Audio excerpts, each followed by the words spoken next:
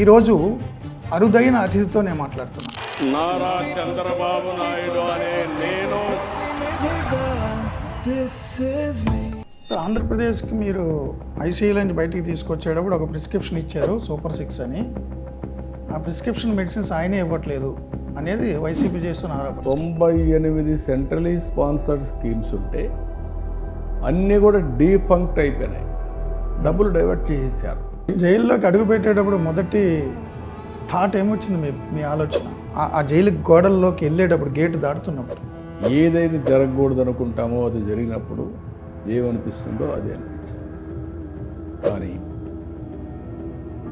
బాధ్యత గుర్తొచ్చింది. చంద్రన్నా చంద్రన్నా నువ్వు చెమ్మగిల్లని. ప్రతిపక్షంలో ఉన్నప్పుడు చంద్రయ్య పాడి మోచినప్పుడు మీ కళ్ళల్లో నీళ్లు, మీ బ్రెయిన్లో ఏం పనిచేసిందో ఊహించగలం. పవన్ కళ్యాణ్ గారు మీ పార్ట్నరు, మీకు చాలా అనుబంధం ఉన్నట్టుగా అనిపించింది మీ ఇద్దరిది. గెలిచిన రోజు ఆయన మిమ్మల్ని చేయబట్టుకొని నలిగిపోయారు, పెద్ద ఆయన నలిగిపోయాడని ఆయన కళ్ళల్లో కూడా ఇది వచ్చింది. లోకేష్ గారి గురించి ఒక్క ముక్క చెప్పమంటే ఏమంటారు సార్ మీరు యాజ్ ఎ పొలిటీషియన్?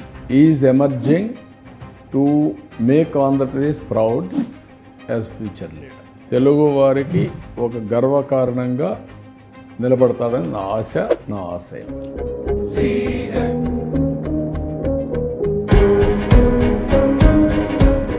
చంద్రబాబు గారు ఎక్కువ మంది పిల్లల్ని కనమంటున్నారు, బట్ ఆయన మాత్రం ఒకరినే కన్నారు. లోకేష్ గారు ఒకరినే కన్నారు. వాళ్ళకి కుటుంబంలో ఇబ్బంది లేదు.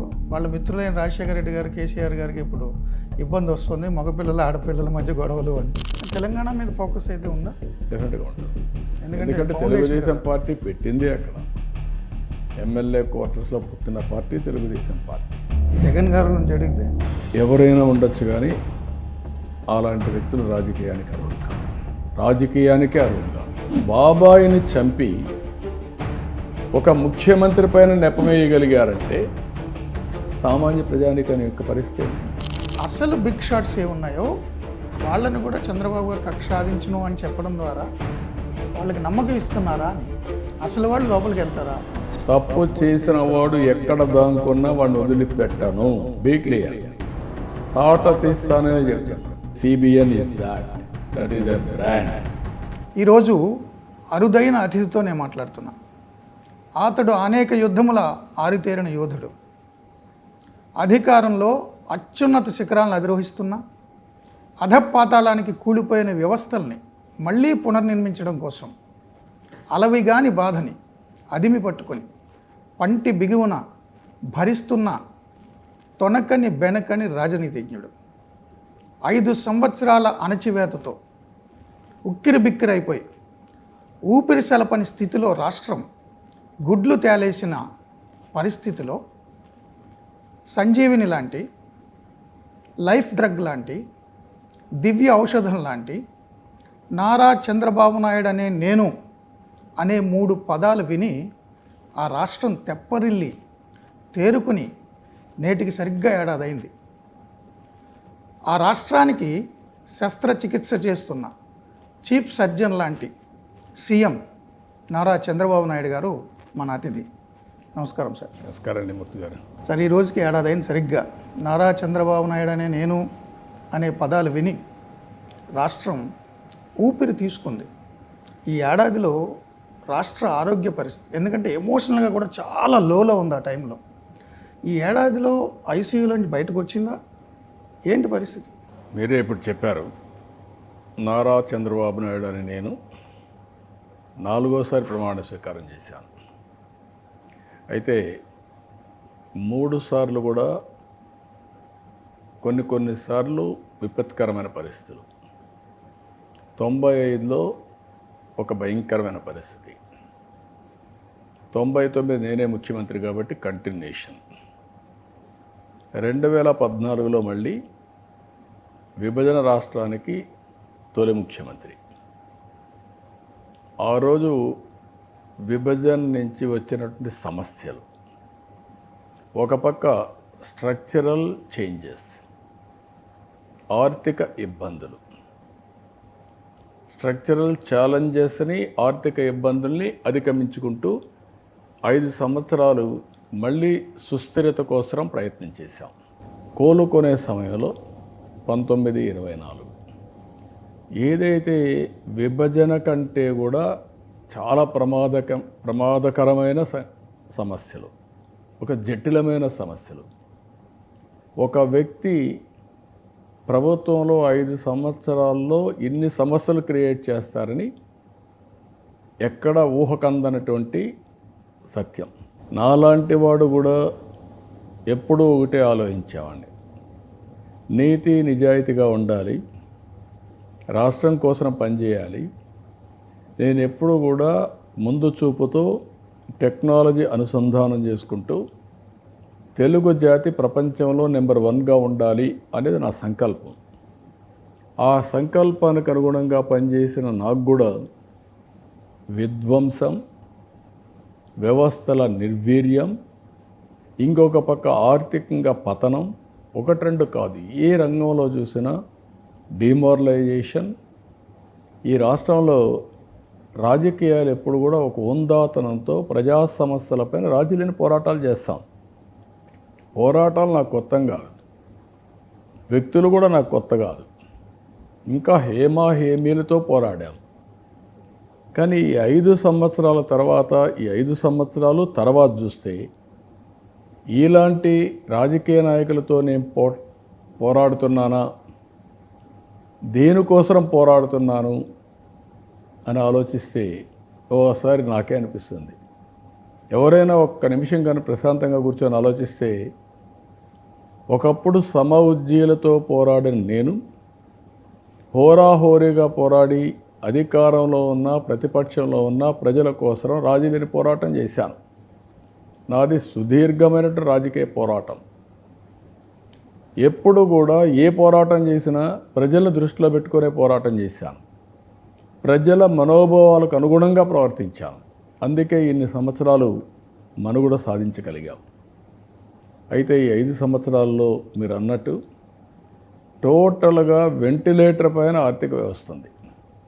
మేము ఆ రోజు ఒకే మాట చెప్పాం, ఏదైతే మొత్తం పతనావస్థకు వెళ్ళింది, విధ్వంసం జరిగింది, మీరు మమ్మల్ని నమ్మండి, మాకు ఓటేయండి, ఎన్డీఏ కూటమిగా వస్తున్నాం, కేంద్ర సహకారం కూడా అవసరం, మీరందరూ కానీ ఆశీర్వదిస్తే మేము మళ్ళీ పునర్నిర్మాణం వైపు తీసుకెళ్తామని చాలా స్పష్టంగా హామీ ఇచ్చాం. దానికి ప్రజలు నమ్మారు. నమ్మి ఎప్పుడూ లేనటువంటి విజయం, 94% స్ట్రైక్ రేట్, 94 దిగ్విజయం, 82లో ప్రభంజనం, 99లో గెలుపు, 2014లో కూడా గెలుపు. ఈసారి వచ్చింది అవన్నిటికంటే కూడా ఎక్కడ కంపారిజన్ లేకుండా 1 సైడ్ మ్యాండేట్ ఇచ్చారు.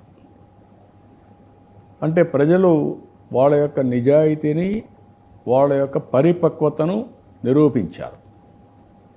అయితే ఒక్క విషయంలో నేను ఇక్కడ అందరినీ ప్రజలను మళ్ళా కోరుతున్నా,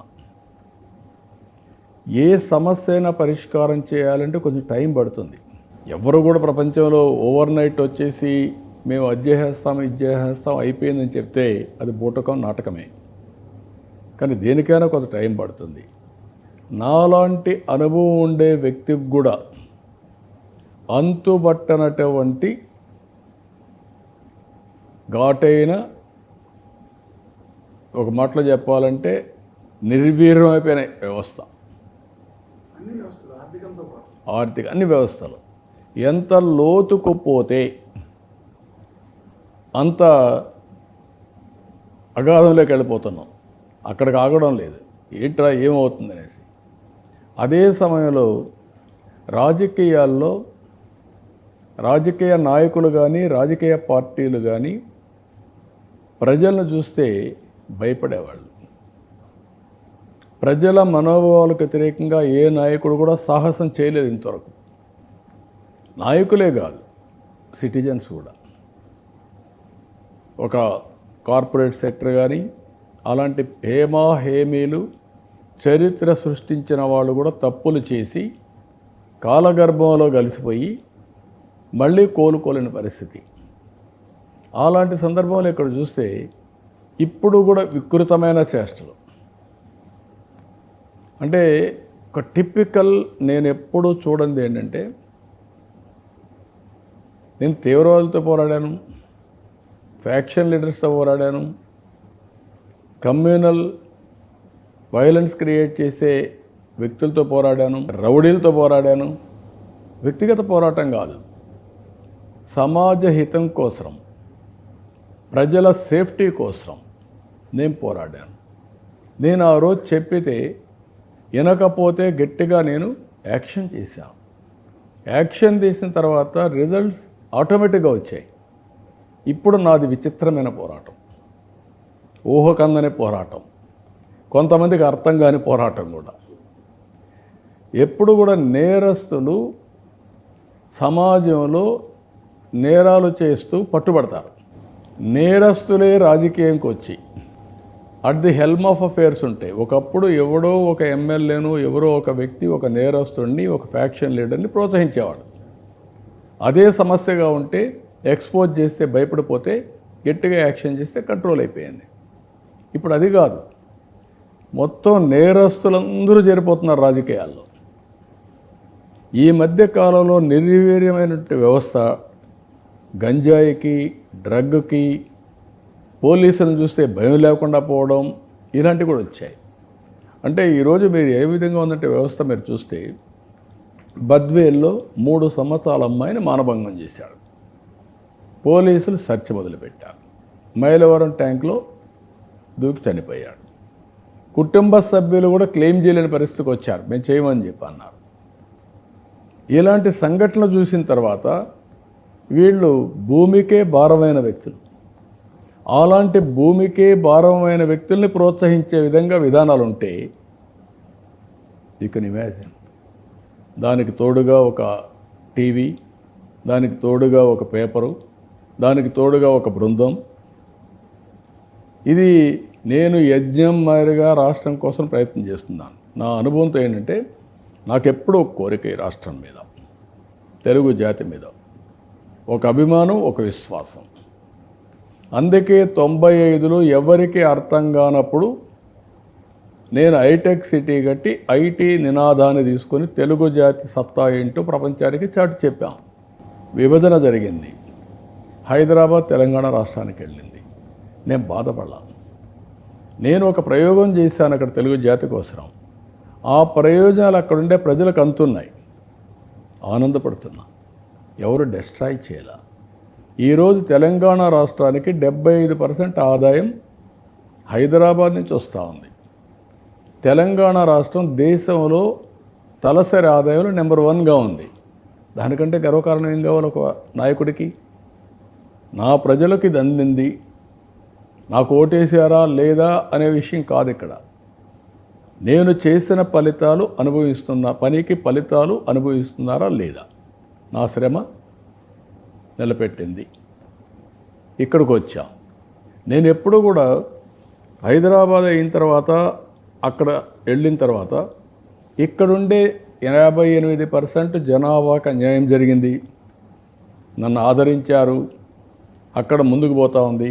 ఇక్కడ కూడా ఆటో పైలట్లో పెట్టి 1 and 2గా 2 రాష్ట్రాలు ఉండాలి, తెలుగు జాతి ప్రపంచంలో నెంబర్ 1గా ఉండాలని మళ్ళీ ప్రణాళికలు తయారు చేశాను. ఆ రోజు నేను పోరాడింది రాజకీయ నాయకులతో. ఈ రోజు నా పోరాటం ప్రజలు అర్థం చేసుకోవాలి.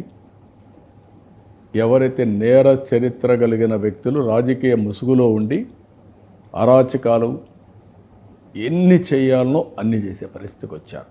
నేను అడుగుతున్న ప్రపంచంలో ఆంధ్రప్రదేశ్లో ఉండే తెలుగు జాతినే కాదు, భారతదేశంలో ఇలాంటి నీచమైన చరిత్ర పెట్టుకున్న వ్యక్తులు బాబాయిని చంపి ఒక ముఖ్యమంత్రి పైన నెపవేయగలిగారంటే సామాన్య ప్రజానికాని యొక్క పరిస్థితి ఏంటి? ఆనాటి ముఖ్యమంత్రి నేను, నా మీదనే వేసి అదే పేపర్ లేదు, అదే టీవీ లేదనుకోండి, ఇది చేయలేరు కదా. నేరాన్ని కప్పిపుచ్చుకోవడానికి ఆయుధాలుగా తయారైనాయా లేదా? తర్వాత ఎన్ని ఇక్కట్లు పడుతున్నారు? కన్న కూతురు వివేకానంద రెడ్డి గారికి నీ సోదరి నీ కజిన్ సిస్టర్.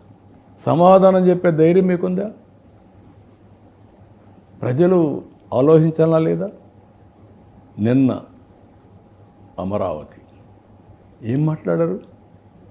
మీకు అక్కసు ఉండొచ్చు, కోపం ఉండొచ్చు, కానీ విధానాలు అంటూ ఉంటాయి, సంస్కారం అనేది ఉంటుంది. మీరు కావాలని చెప్పి వేశ్యల నగరం అని మీరు మాట్లాడితే అక్కడ ఉండే వాళ్ళందరూ ఎంత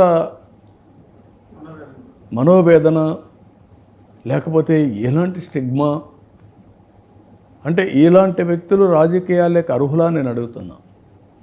మొన్నటి వరకు అసెంబ్లీ బూతులు, అన్ని దిక్కల చూస్తే ఒక భయంకరమైన వాతావరణం, రాష్ట్రం మొత్తం అభద్రతాభావం. ఇప్పుడు దాన్ని తట్టుకోలేకుండా మొన్న మీరు చూస్తే తెనాలికి వెళ్ళారు. ఏంటి మీరు ఇచ్చే సందేశం? ఒక గంజాయి బ్యాచ్, ఒక రౌడీ షీటర్. అంటే మీకు ఓటేస్తాడంటే ఎవరినైనా సపోర్ట్ చేసేస్తారా మీరు? మీ కార్యకర్త కావాలంటే ఎవరినైనా సపోర్ట్ చేస్తారా మీరు? సభ్యత, సంస్కారం, ప్రజల పట్ల బాధ్యత ఇదేనా అని అడుగుతున్నాను నేను.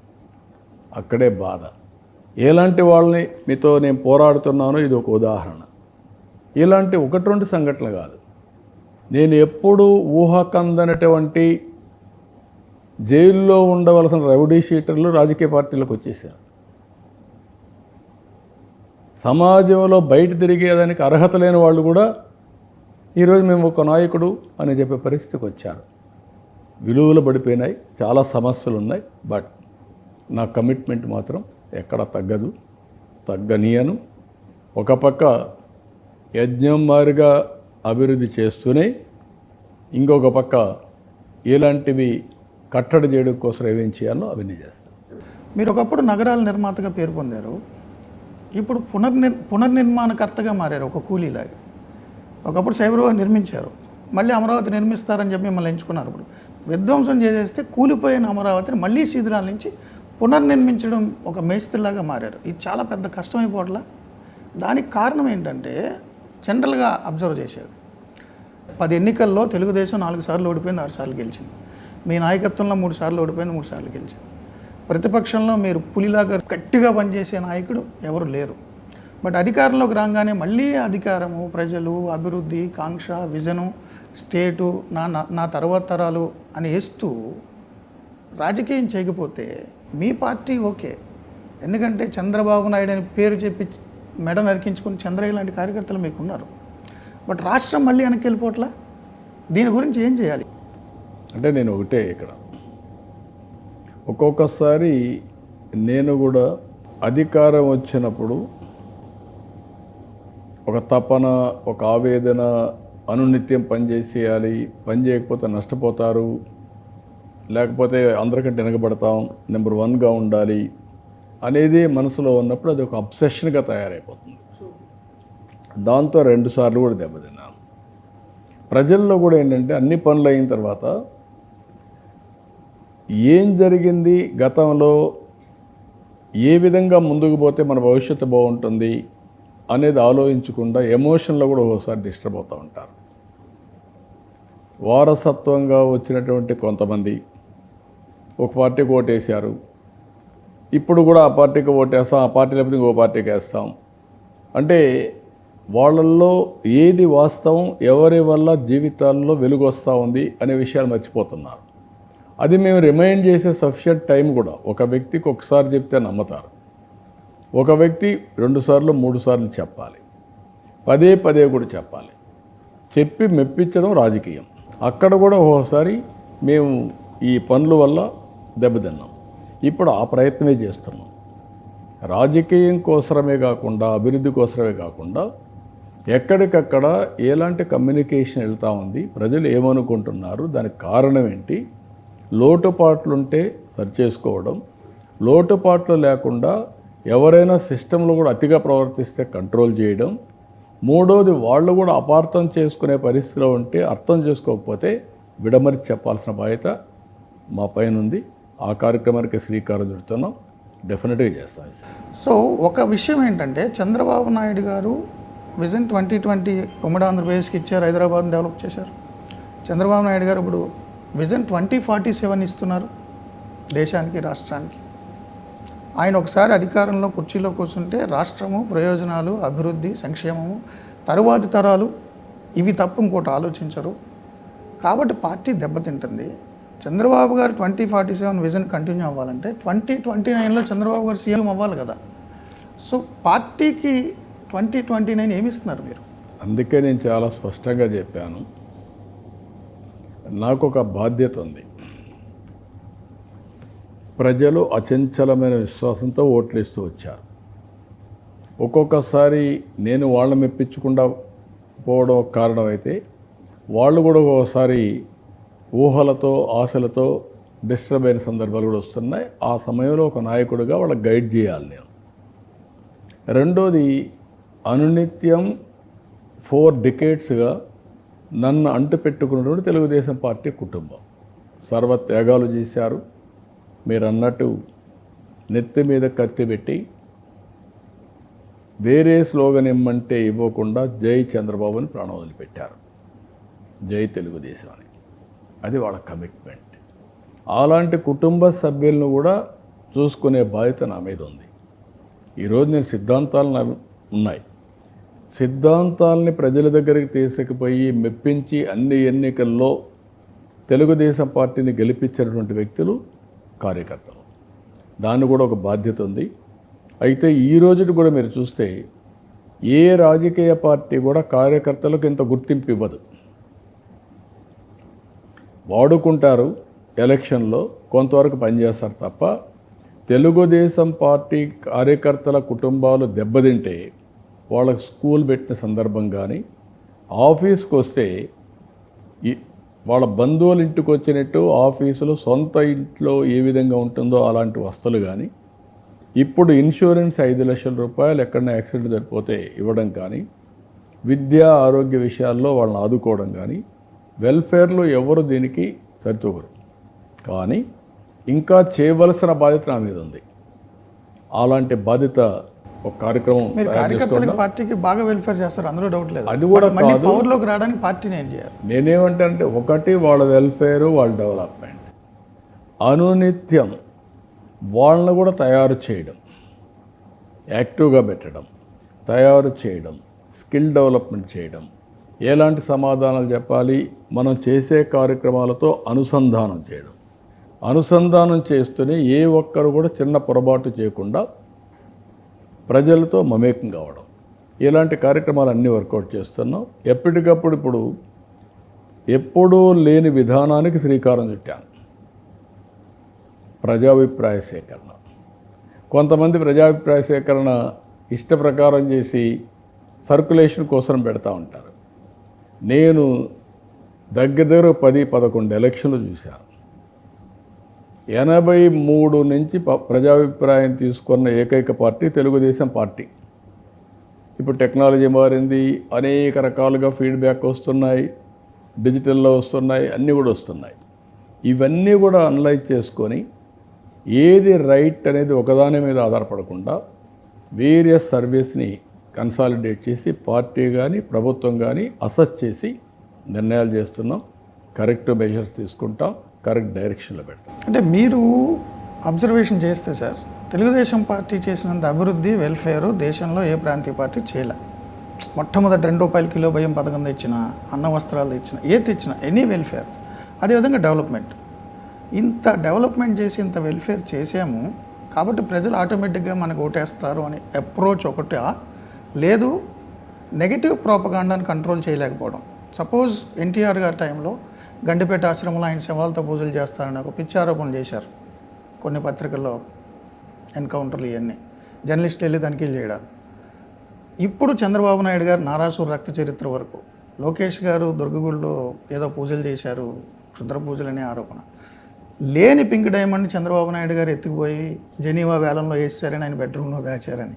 ఇప్పుడు అమరావతి రైతు అంటే భయంకరమైన నెగటివ్ ప్రోపగాండాని వాళ్ళు వేస్తూ పోతూ ఉంటే దాన్ని డిఫెన్సివ్ మెకానిజంలో, రియాక్టివ్ మెకానిజంలో టీడీపీ ప్రోపగాండా మెకానిజం ఉండడం వల్ల ఇప్పుడున్న డిజిటల్ యుగంలో ఆలస్యం చేస్తే క్షణంలో బ్యాక్టీరియాలో పాకేస్తున్నది. లేని ఆరోపణలు ఇప్పుడు తిరుపతి ఉంది, తిరుపతి ఎక్కడో అలిపిరి రోడ్లో ఎవరో తాగితే ఆ వీడియో తీసుకొచ్చి తిరుమలలో మందుబాబులు వేరంగం.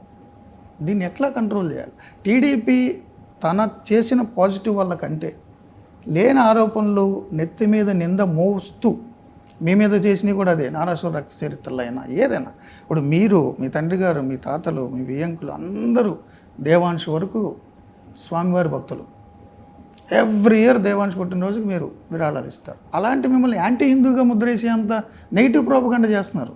ఎమోషన్స్ రేజ్ అయిపోయి, సెంటిమెంట్స్ రేజ్ చేసి, సాక్షి, ఇతరత్ర మీడియా. దాన్ని కంట్రోల్ చేయడానికి పార్టీ మెకానిజం ఏముంది? అంటే పార్టీ మెకానిజం ఉంది.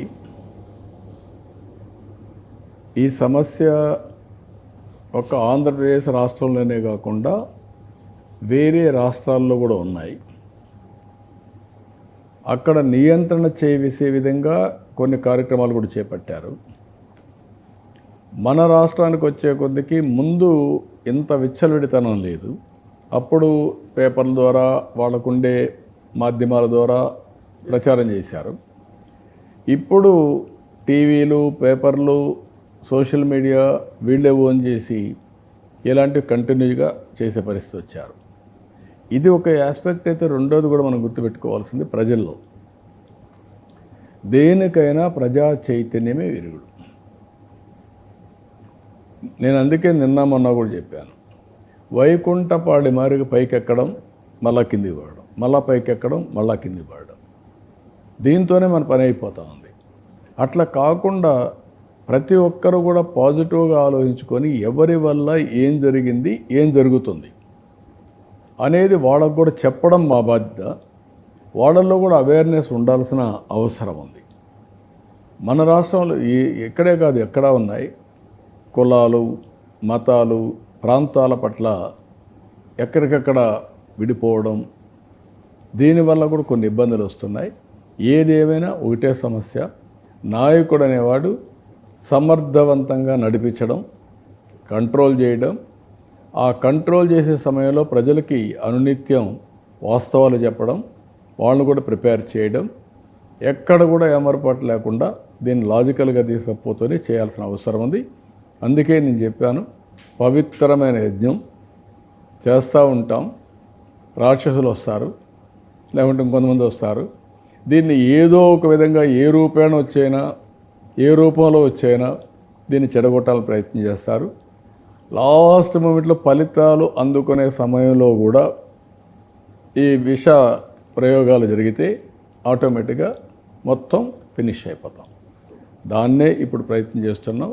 100% అనునిత్యం ఆలోచిస్తాం.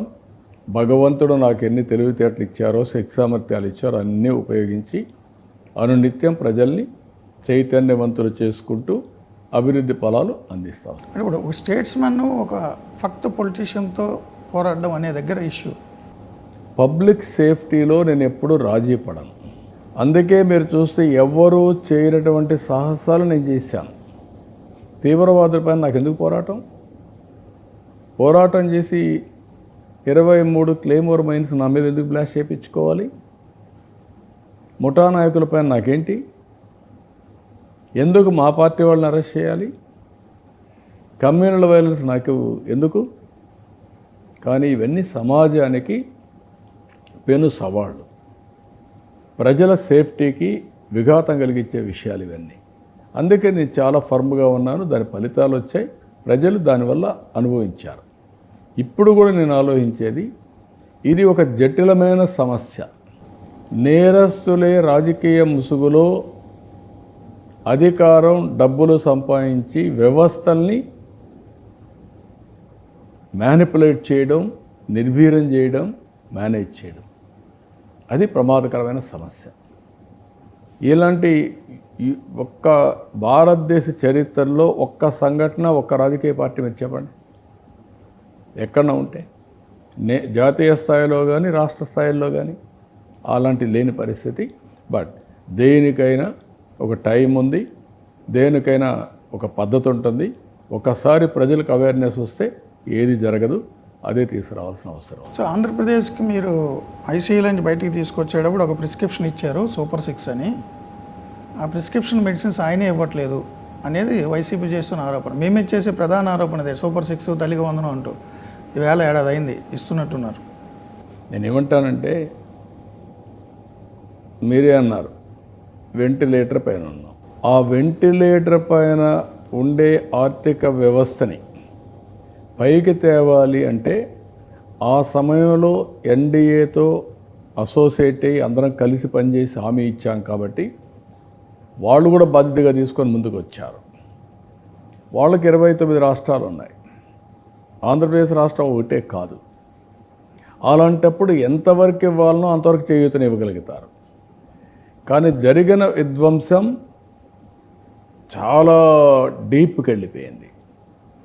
తిరిగి ఎక్కడ ఉదాహరణకు 98 సెంట్రలీ స్పాన్సర్డ్ స్కీమ్స్ ఉంటే అన్నీ కూడా డీఫంక్ట్ అయిపోయినాయి, డబ్బులు డైవర్ట్ చేసేసారు. అది రాకపోతే కొన్ని వేల కోట్ల రూపాయలు నష్టపోతాం.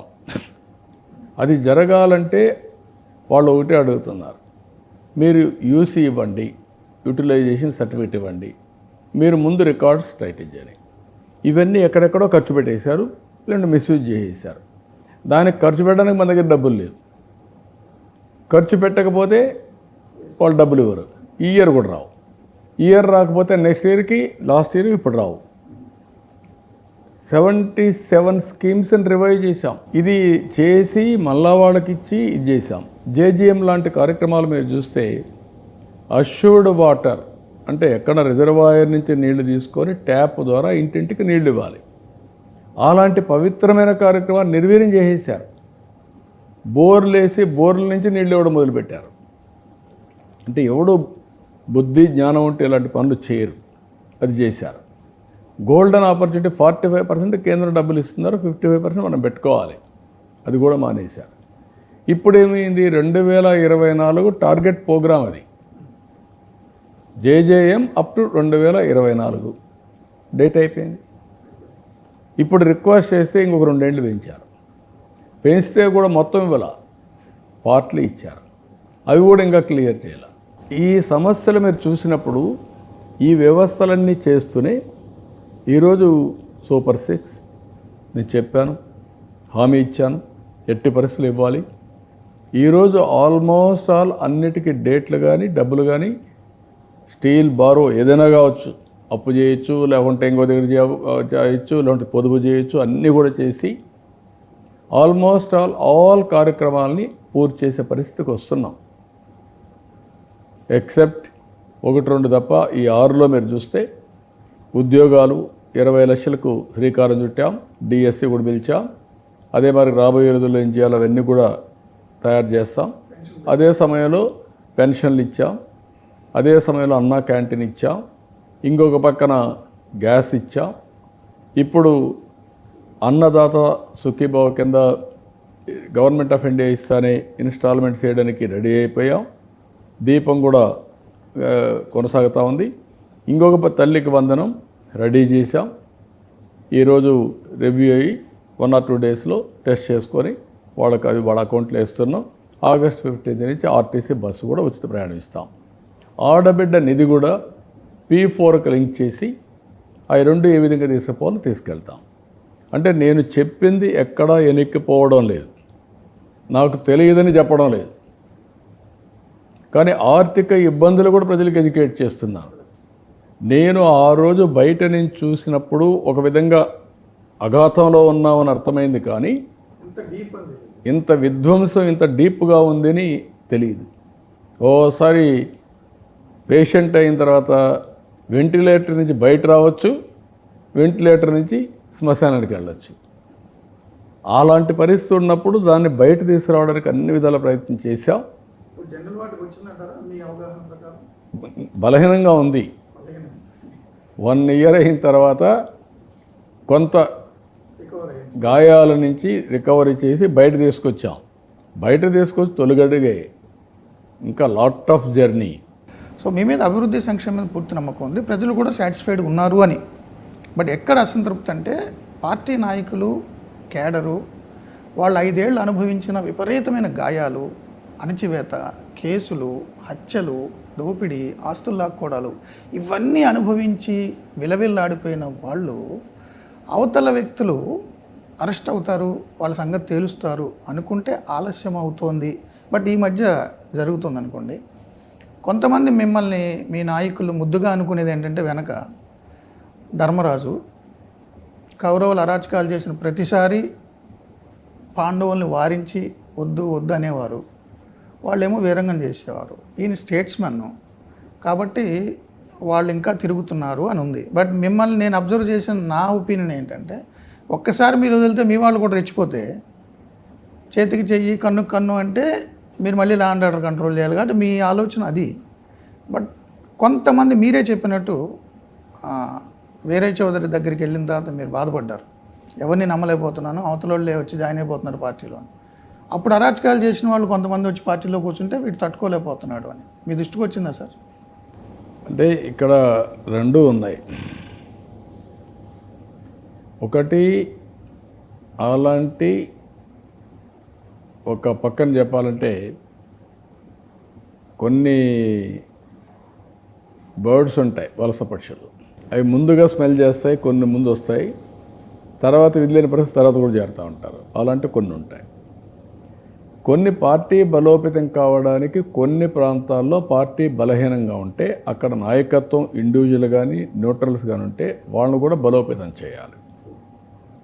ఇప్పటికి కూడా 3 సంవత్సరాలుగా మీరు చూస్తే 94% హిస్టారికల్ విక్టరీ వచ్చినప్పుడు కూడా సుమారు ఒక 7-8 వేల బూతుల్లో మాకు మైనస్ ఉంది.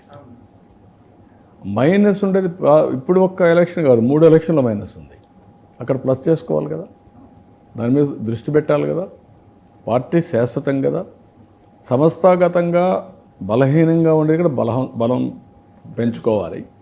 ఇంకొక పక్కన ఎవరైతే ఈ వలస పక్షులు స్మెల్ చేసి వస్తాయో వాటి పట్ల కూడా అప్రమత్తంగా ఉండకపోతే ఈ ప్రాబ్లమ్స్ వస్తాయి. మొన్న 2 సంఘటనలు మీరు చూశారు, మాచర్ల, సంతోతలపాడు. ఈ 2 కూడా ఎప్పుడైతే నేను వార్నింగ్ ఇచ్చిన కట్ అయింది, ఇప్పుడు రావడం లేదు. మావాడికి కూడా ధైర్యం లేదు ఇప్పుడు. అంటే వాళ్ళు చేసే ప్రయత్నాలు ఎన్ని విధాల క్షుద్ర ప్రయత్నాలు చేయాలో అన్నీ చేస్తారు, మీకు దాంట్లో ఏమాత్రం అనుమానం లేదు. నేను అందుకే ఒక మాట చెప్పాను ఈ మధ్యకాలంలో, ఏది జరిగినా ఒక పక్క సందేహం కూడా ఉండాల్సిన అవసరం ఈ రాష్ట్రంలో ఉంది.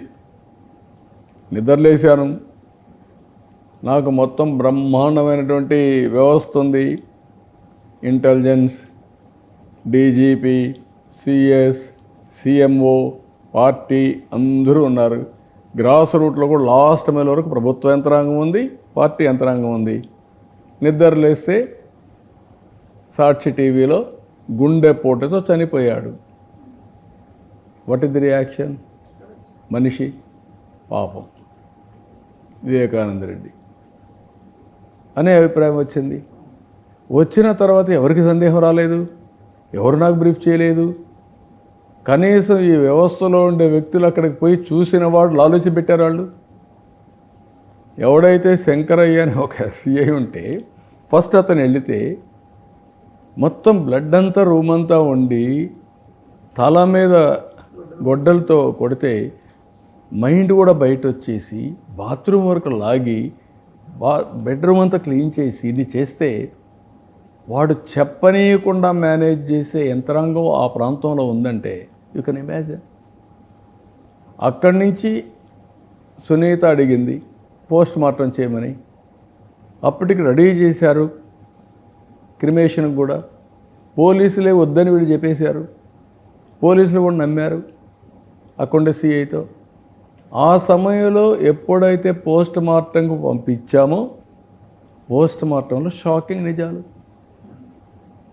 యూటర్న్ తీసేసుకున్నారు. యూటర్న్ ఏంటి?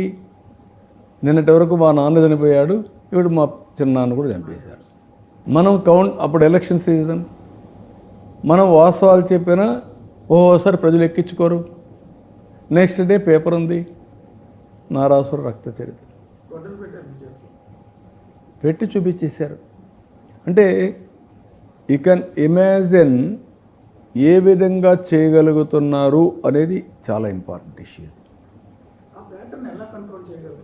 ఈ ప్యాటర్న్ అంటే ఒకటే, ఇలాంటి వాళ్ళు రాజకీయాలకు అర్హత ఉందా లేదా?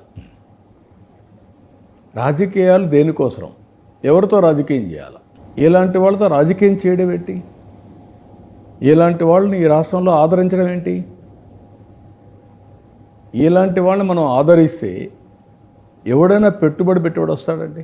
నన్ను అడుగుతున్నారు, సార్ మీరు బాగుంది, మీ మీద నమ్మకం ఉంది, మీరు ఒక బ్రాండు, మీరు చేయగలుగుతారు, దేశంలో కూడా మీకు ప్రపంచం అంతా ఒక గుర్తింపు ఉంది, కానీ మీ రాష్ట్రంలో ఇది జరిగేయలేదా? జరగదని గ్యారంటీ ఏంటి? ఇప్పుడు నేనేం చెప్తున్నాను, భూస్థాపితం చేస్తున్నాను భూతాన్ని చెప్పాను. ఆ భూస్థాపితం చేశాము అని చెప్పినప్పుడు ప్రజలు కూడా దాన్ని అర్థం చేసుకోవాలి కదా. ఇలాంటి సమస్యలు ఉంటాయి. అట్లని చెప్పి నేను 45 ఏళ్ళు నాకు సహకరించిన ప్రజల కోసం నేను వదిలేసి సన్యాసి కాలేను. ఎందుకంటే నా మీద బాధ్యత. కష్టాలు నష్టాలు ఆ రోజు తీవ్రవాదులపైన పోరాడమని చెప్పరా. ఈయనైతే రాష్ట్రం బాగుపడుతుంది, లా అండ్ ఆర్డర్ మెయింటైన్ చేస్తాడు, సేఫ్టీ ఉంటుందని వేశారు. అందరిపైన పోరాడాను. ఇది కూడా అంతే.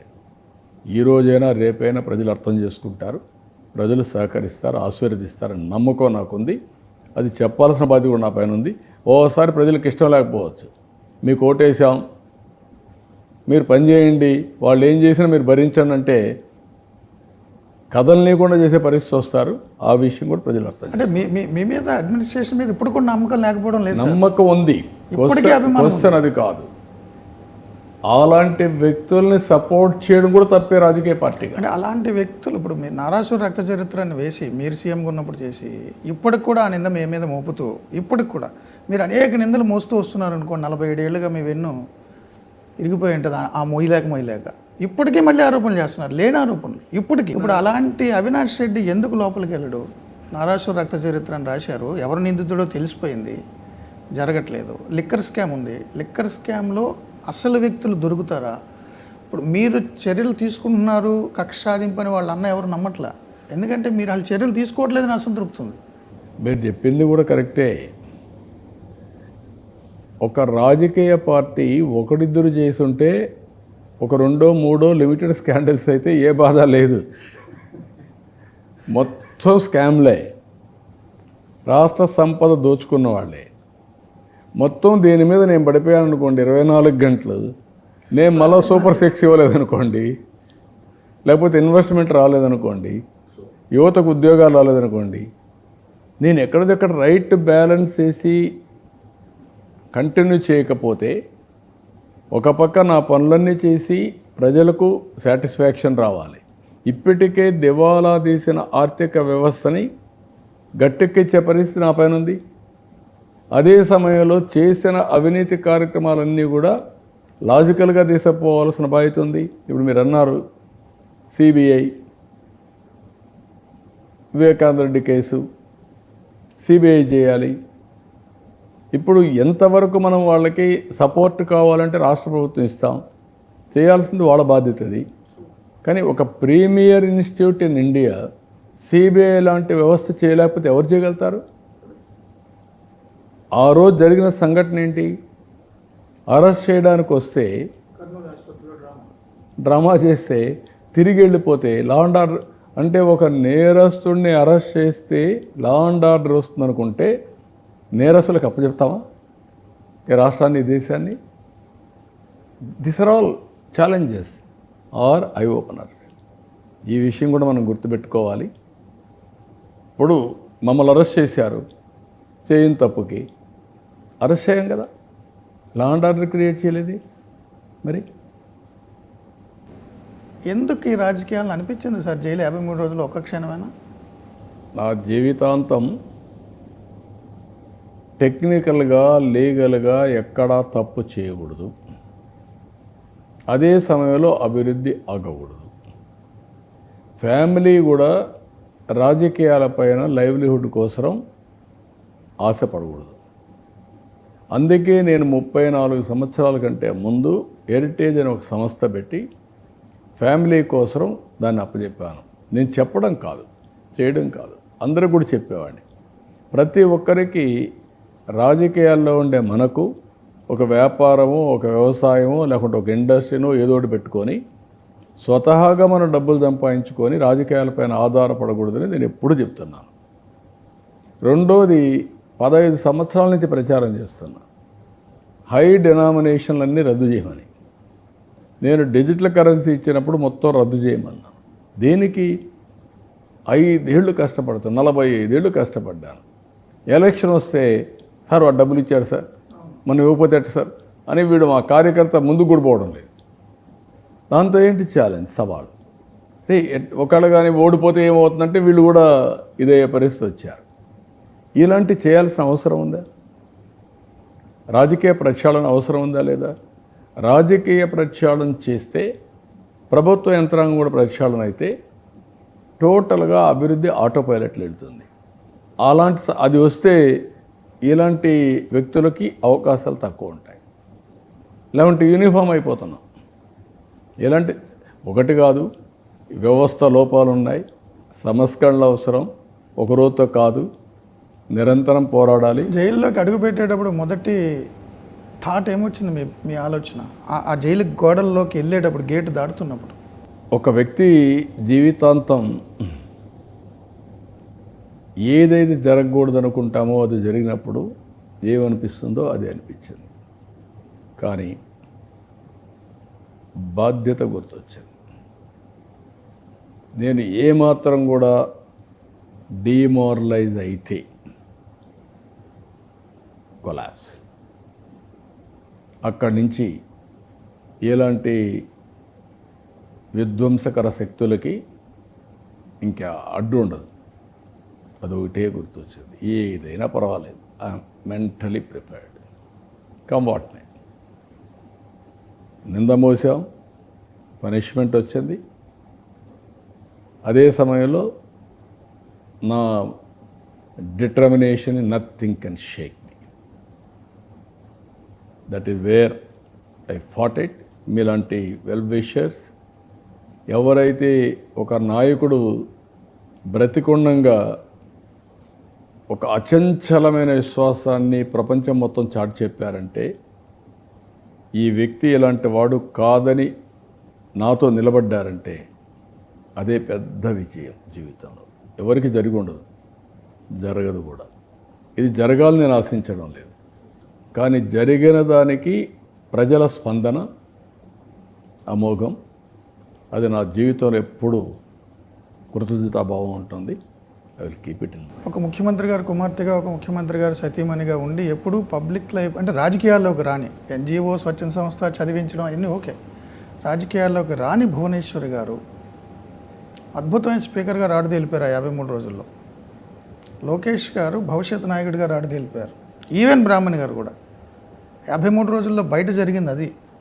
అంటే విజన్ 2047 టీడీపీకి జగన్ గారు ఇచ్చారని అనుకోవచ్చా? నాయకత్వాన్ని ఇచ్చాడు. నాట్ ఓన్లీ దాట్, ఒక్కొక్కసారి సిచ్యువేషన్ బట్టి సమర్థవంతమైన నాయకత్వం కూడా పుట్టుకొస్తుంది. ఒక మన యొక్క నిజాయితీ నిరూపించుకోవడానికి కానీ, లేకుంటే మళ్ళీ నమ్ముకున్న ప్రజానీకానికి ఒక నాయకత్వం ఇవ్వడానికి కానీ ఇవన్నీ వస్తూ ఉంటాయి. అదే ఆ రోజు వీళ్ళు చేశారు.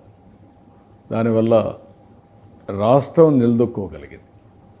ఈరోజు మళ్ళీ రాష్ట్రానికి ఒక మాటలో చెప్పాలంటే ఒక కాన్ఫిడెన్స్ ఇచ్చి మళ్ళా అన్ని రాష్ట్రాలతో సమానంగా అవసరమైతే ముందు పెట్టే ఒక సత్తా వచ్చింది.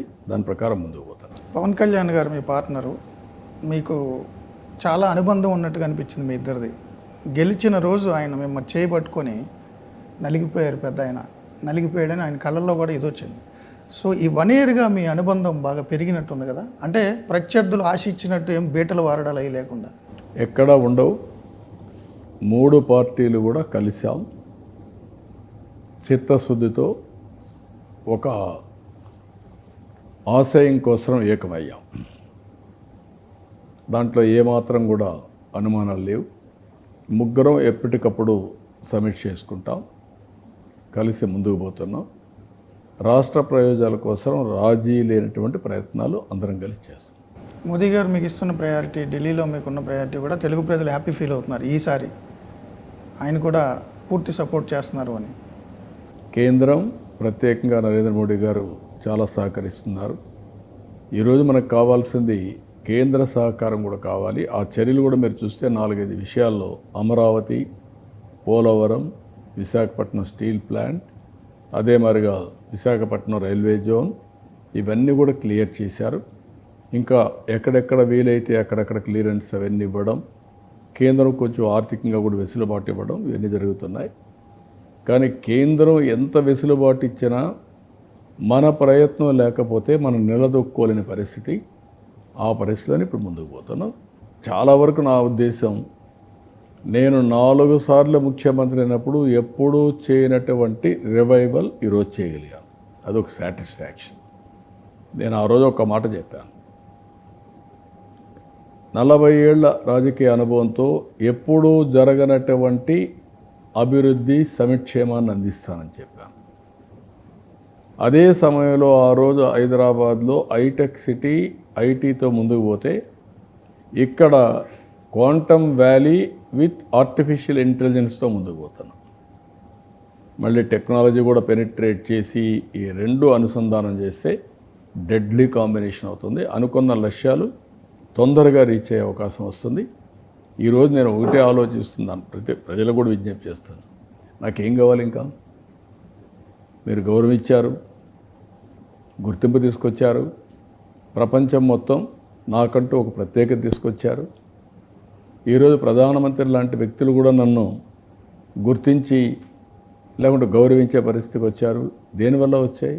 మీ వల్ల వచ్చింది. అయితే ఈరోజు నేను తీసుకునే విధానాలన్నీ అందరికీ ఉపయోగపడేట్టుగా ఉండాలి. ప్రతి ఒక్క కుటుంబానికి, ప్రతి ఒక్క వ్యక్తికి, కులాలకు, మతాలకు, ప్రాంతాలకు అతీతంగా ఎక్కడైతే పేదరికం ఉందో అక్కడ నేను ఉండాలనుకుంటున్నాను. అందుకే సోషల్ రీఇంజనీరింగ్, అదే సమయంలో క్యాస్ట్ సెన్సస్ కూడా ప్రాధాన్యత, ఎకనామిక్ సర్వే, ఈ రెండు చేసి P4 కూడా అనుసంధానం చేసి రాష్ట్రంలో జీరో పావర్టీ, ఆ తర్వాత ఆర్థిక అసమానతలు తగ్గించుకుంటూ మెరుగైన జీవన ప్రమాణాలు ఇవ్వడం. ఇది ఎక్కడా లేదు. P3 సంపద సృష్టి, జన్మభూమి సామాజిక సేవ, సమాజం కోసం చేసేటి. ఇప్పుడు నేను తీసుకొచ్చిన P4 public private people partnership, ప్రజల్ని ఆస్తిగా, ప్రజల్ని ఎంపవర్ చేయడం. సంపద అనేది అవసరం. సంపద కొంతమందికే ఉంటే పేదవాడు నిరుపేదగా జీవన ప్రమాణాలు, వైద్యం, ఆరోగ్యానికి కూడా డబ్బులు లేకపోతే అది నిజమైన సమాజం కాదు. ఇది సామాజిక బాధ్యత. ఎవరైతే హై నెట్వర్త్ ఇండివిజువల్ సమాజం వల్ల పైకొచ్చి అగ్రస్థానంలో ఉండే 10%, కింద నుండే 20% దత్తత తీసుకుని మెంటరింగ్, వాళ్ళకి ఆలోచనలు ఇవ్వడం టైమ్లీ, అదే సమయంలో వాళ్ళకి చేయూతనివ్వడం, ఆర్థిక సహాయం కూడా చేసి మనతో సమానంగా కాకపోయినా మన వెనకాలైనా సరే వాళ్ళ జీవన ప్రమాణాలని పూర్తిగా మార్చే వ్యవస్థకు శ్రీకారం చుట్టాలనుకుంటున్నాను. అంటే మీ మీద గౌరవం కొద్దీ, అంటే ఇప్పుడు మీ మీద ఒక రెస్పెక్ట్ ఉందండి అందరికీ, ఈవెన్ వైసీపీ వాళ్ళకు కూడా. ఏదైనా అంటారని నాయకుడు భయపడతారేమో కానీ తెలుగు జాతిలో మీ మీద ఉన్న రెస్పెక్ట్ ఏ నాయకుడి మీద లేదు. ఇప్పుడు మీరు అడిగారు కాబట్టి వచ్చేస్తారు ముందుకు అందరూ. బట్ 15 years ఒక కుటుంబాన్ని పోషించడం అనేది కంటిన్యూటీ సిస్టమ్ ఎట్లా? అట్లా కాదు. మీరు ఇక్కడ ఇష్యూ, నేను చెప్పిన స్పిరిట్ ఈజ్ ఇంపార్టెంట్. నేను ఇచ్చిన పాలసీ ఏంటి? P3 ఉంది. What is P3? Public private partnership. ఒక రోడ్డు, ఒక పవర్ ప్రాజెక్ట్, ఒక టెలికాం, వాళ్ళకి ఇచ్చాము. యూజర్ ఛార్జెస్ పే చేస్తున్నారు. దానివల్ల ఏమైంది? వాళ్ళకు సంపద వచ్చింది, ఆదాయం వచ్చింది, తిరిగి డబ్బులు కట్టేశారు. 30 ఏళ్ళ తర్వాత తిరిగి గవర్నమెంట్కి ఇచ్చేస్తున్నారు, ఇంకొక వ్యాపారం చేసుకుంటున్నారు. దీనివల్ల రోడ్డు వేస్తే అందరూ రోడ్డు మీద పోతున్నారు, ఎడ్ల బండ్లు పోతున్నాయి, ఆటోలు పోతున్నాయి, స్కూటర్లు పోతున్నాయి, ఫ్రీగా తిరుగుతున్నారు, మంచి ఫెసిలిటీ వచ్చింది. ఈ రెండు జరిగాయి. మూడోది నా ఉద్దేశం ఏంటంటే, కొన్ని దేశాలు ముందు చూపు లేకుండా మనం అవలంబించే ఆర్థిక విధానాల ద్వారా పేదవాడు కంపేటివ్లీ పేదగానే ఉన్నాడు, డబ్బులుండేవాడు కంపేటివ్గా పెరిగాడు. ఇప్పుడు నేనేమంటున్నాను, ఇప్పుడు give back to the society he's come. Bill Gates 99% is giving to society, Vedanta 75%, Warren Buffett, ఇక్కడ Premji or Tata, so many companies are doing. ఇప్పుడు వీళ్ళు ఇచ్చేది targeted only on certain sectors, education, orphanage, environment, ఇలాంటివి చేస్తున్నారు, హెల్త్, ఇవన్నీ. నేనేమంటున్నానంటే ప్రజల్ని ఆస్తిగా తీసుకొని మీకు మేనేజ్మెంట్ స్కిల్స్ ఉన్నాయి కాబట్టి టైమ్లీ అతనికి హెల్ప్ చేయండి, ఆలోచన విధానంలో మార్పు తీసుకురండి.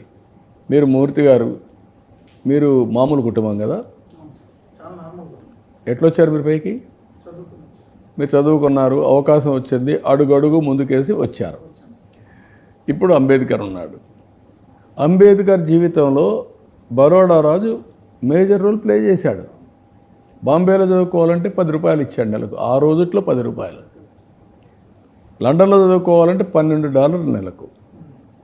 ఆ 2 సహాయాలు అతనికి ఒక ఇంటలెక్చువల్గా, ఆయనకు తెలివితేటలు ఉన్నాయి, ఏదో చేయాలని తపన ఉంది, కానీ ఉపయోగపడింది. ఆ విధంగా మీరు హ్యాండ్ హోల్డింగ్ ఇచ్చి టైమ్లీ హెల్ప్ చేసి ఒక కాలేజీలో సీట్ ఇప్పించడం, ఒకటి 10 రూపాయలు ఖర్చు పెట్టడం. ఛానలైజ్ చేస్తారా అతను పూర్తిగా చదువుకునే వరకు? 15 years అది అట్లా 5 ఏళ్ళు ఛానలైజ్ చేసేదానికి ఐటీ పెట్టాం. దీన్ని మేము మానిటర్ చేస్తాం. 10 లక్షల మంది ఎవరైతే మార్గదర్శులు ఉన్నారో 20 లక్షల కుటుంబాలని, బంగారు కుటుంబాలని అడాప్ట్ చేసుకోవడం. దీన్ని మనం ఎప్పటికప్పుడు సంవత్సరానికి ఒకసారి అనలైజ్ చేస్తాం. ఎంతవరకు పైకి వచ్చాడు ఆర్థికంగా, హ్యూమన్ ఇండికేటర్స్ ఎక్కడ పైకి వచ్చాడు. ఒకవేళ బంగారు కుటుంబం మార్గదర్శి అయ్యే పరిస్థితికి వస్తే ఇంకొక కుటుంబం తీసుకుంటారు. ఇది ఎవ్రీ ఇయర్ బేరే చేస్తాం. గేమ్ చేంజర్ అది, ఛానలైజ్ అవ్వగలిగితే గేమ్ చేంజర్ ఇండియా మొత్తం. ఇండియా కాదు, ప్రపంచంలో ఎక్కడా జరగలేదు ఇది. దీనికి సపోర్టింగ్గా నేను డబ్బులు ఇవ్వాల్సి వస్తే నేను కూడా డబ్బులు ఇస్తాను, గవర్నమెంట్ కూడా ఇస్తుంది. అప్పుడు వాళ్ళు ఇప్పుడు ఏంటంటే ఈ డబ్బులు ఖర్చు పెట్టే విధానంలో ఖర్చు పెడుతూనే ఉన్నాం. పేదరికంలోనే ఉన్నారు. చేప ఇవ్వడం కాదు, చేప పట్టే విధానాన్ని నేర్పించగలిగితే, సహాయం చేయగలిగితే ఆటోమేటిక్ గేమ్ ఈజ్ ఓవర్. అదే ఈరోజు నేను చేసిన పని. ఇది ప్రపంచంలో ఎక్కడా లేదు, ఎక్కడా జరగలేదు, ఫస్ట్ ఆఫ్ ఇట్స్ కైండ్. ఇది సక్సెస్ అయితే మాత్రం ఇంకా తిరుగుండదు.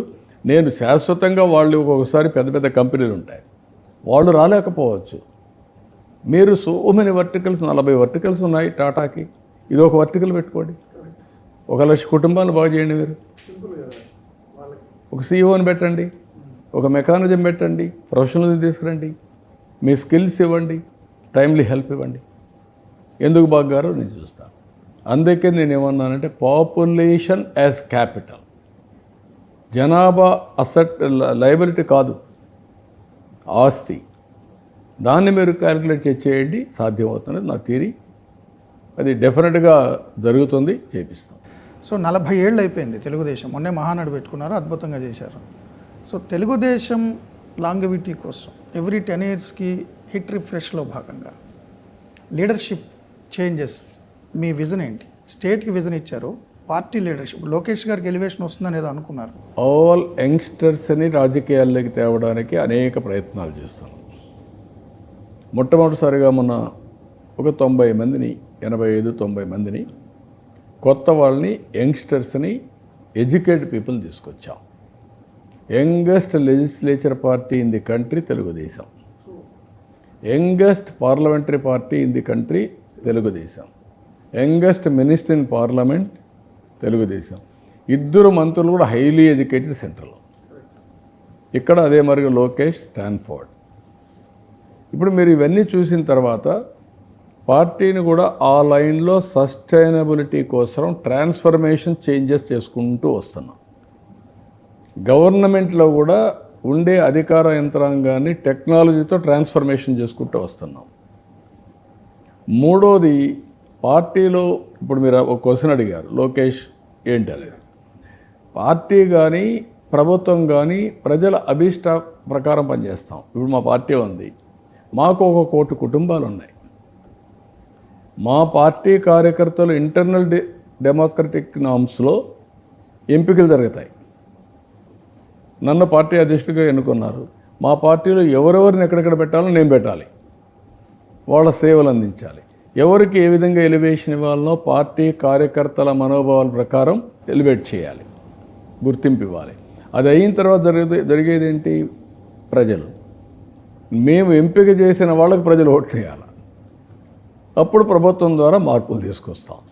ఇది డెమోక్రటిక్ నామ్లో పార్టీలో ఇంటర్నల్ డెమోక్రసీ, పబ్లిక్ ప్రజాస్వామ్యం ఎలక్షన్ ద్వారా నిరూపించుకుంటే సర్వైవ్ అవుతాం. అందరికంటే మా రాజకీయాల్లో ఉండే మాకు ప్రజలు, పార్టీ, సుప్రీం. ఈ విషయాలు తెలియకుండా ఎప్పుడు మీరు చేస్తున్నారు, ఎట్లా చేస్తున్నారని మీరు అందరూ అడుగుతూ ఉంటారు. ఏదైనా మనోభావాల ప్రకారం పనిచేస్తాం.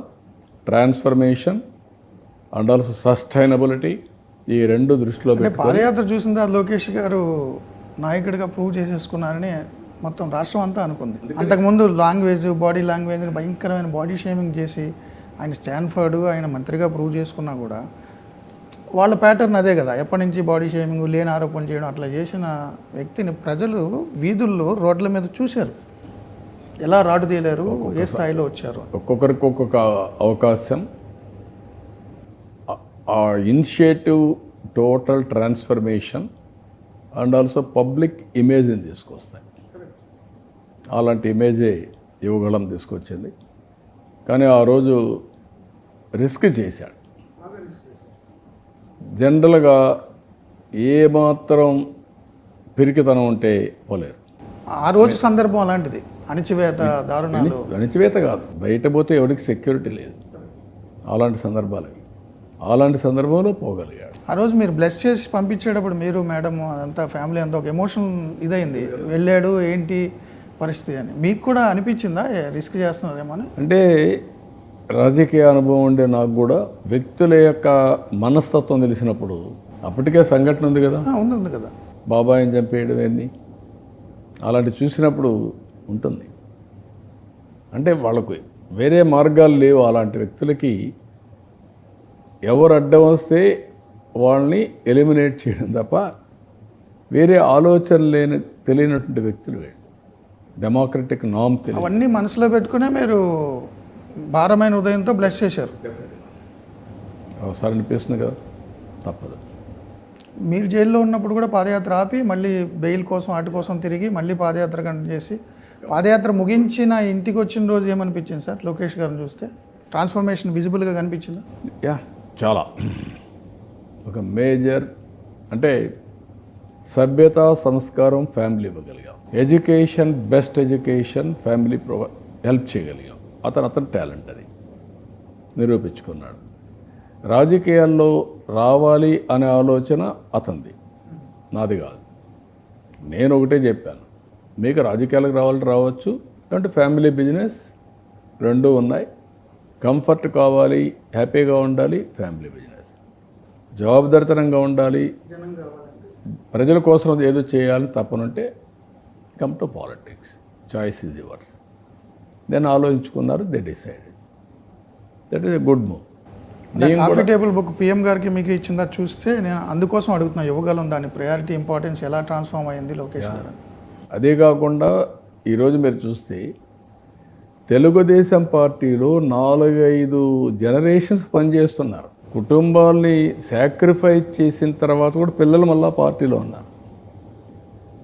లేకపోతే జనరేషన్ ఎండ్ అయితే కొత్త జనరేషన్ మళ్ళీ వచ్చారు. ఎక్కడున్నా మళ్ళీ అక్కడక్కడ కొంతమంది డ్రాప్ అయ్యారు, కొంతమంది యాడ్ అయ్యారు.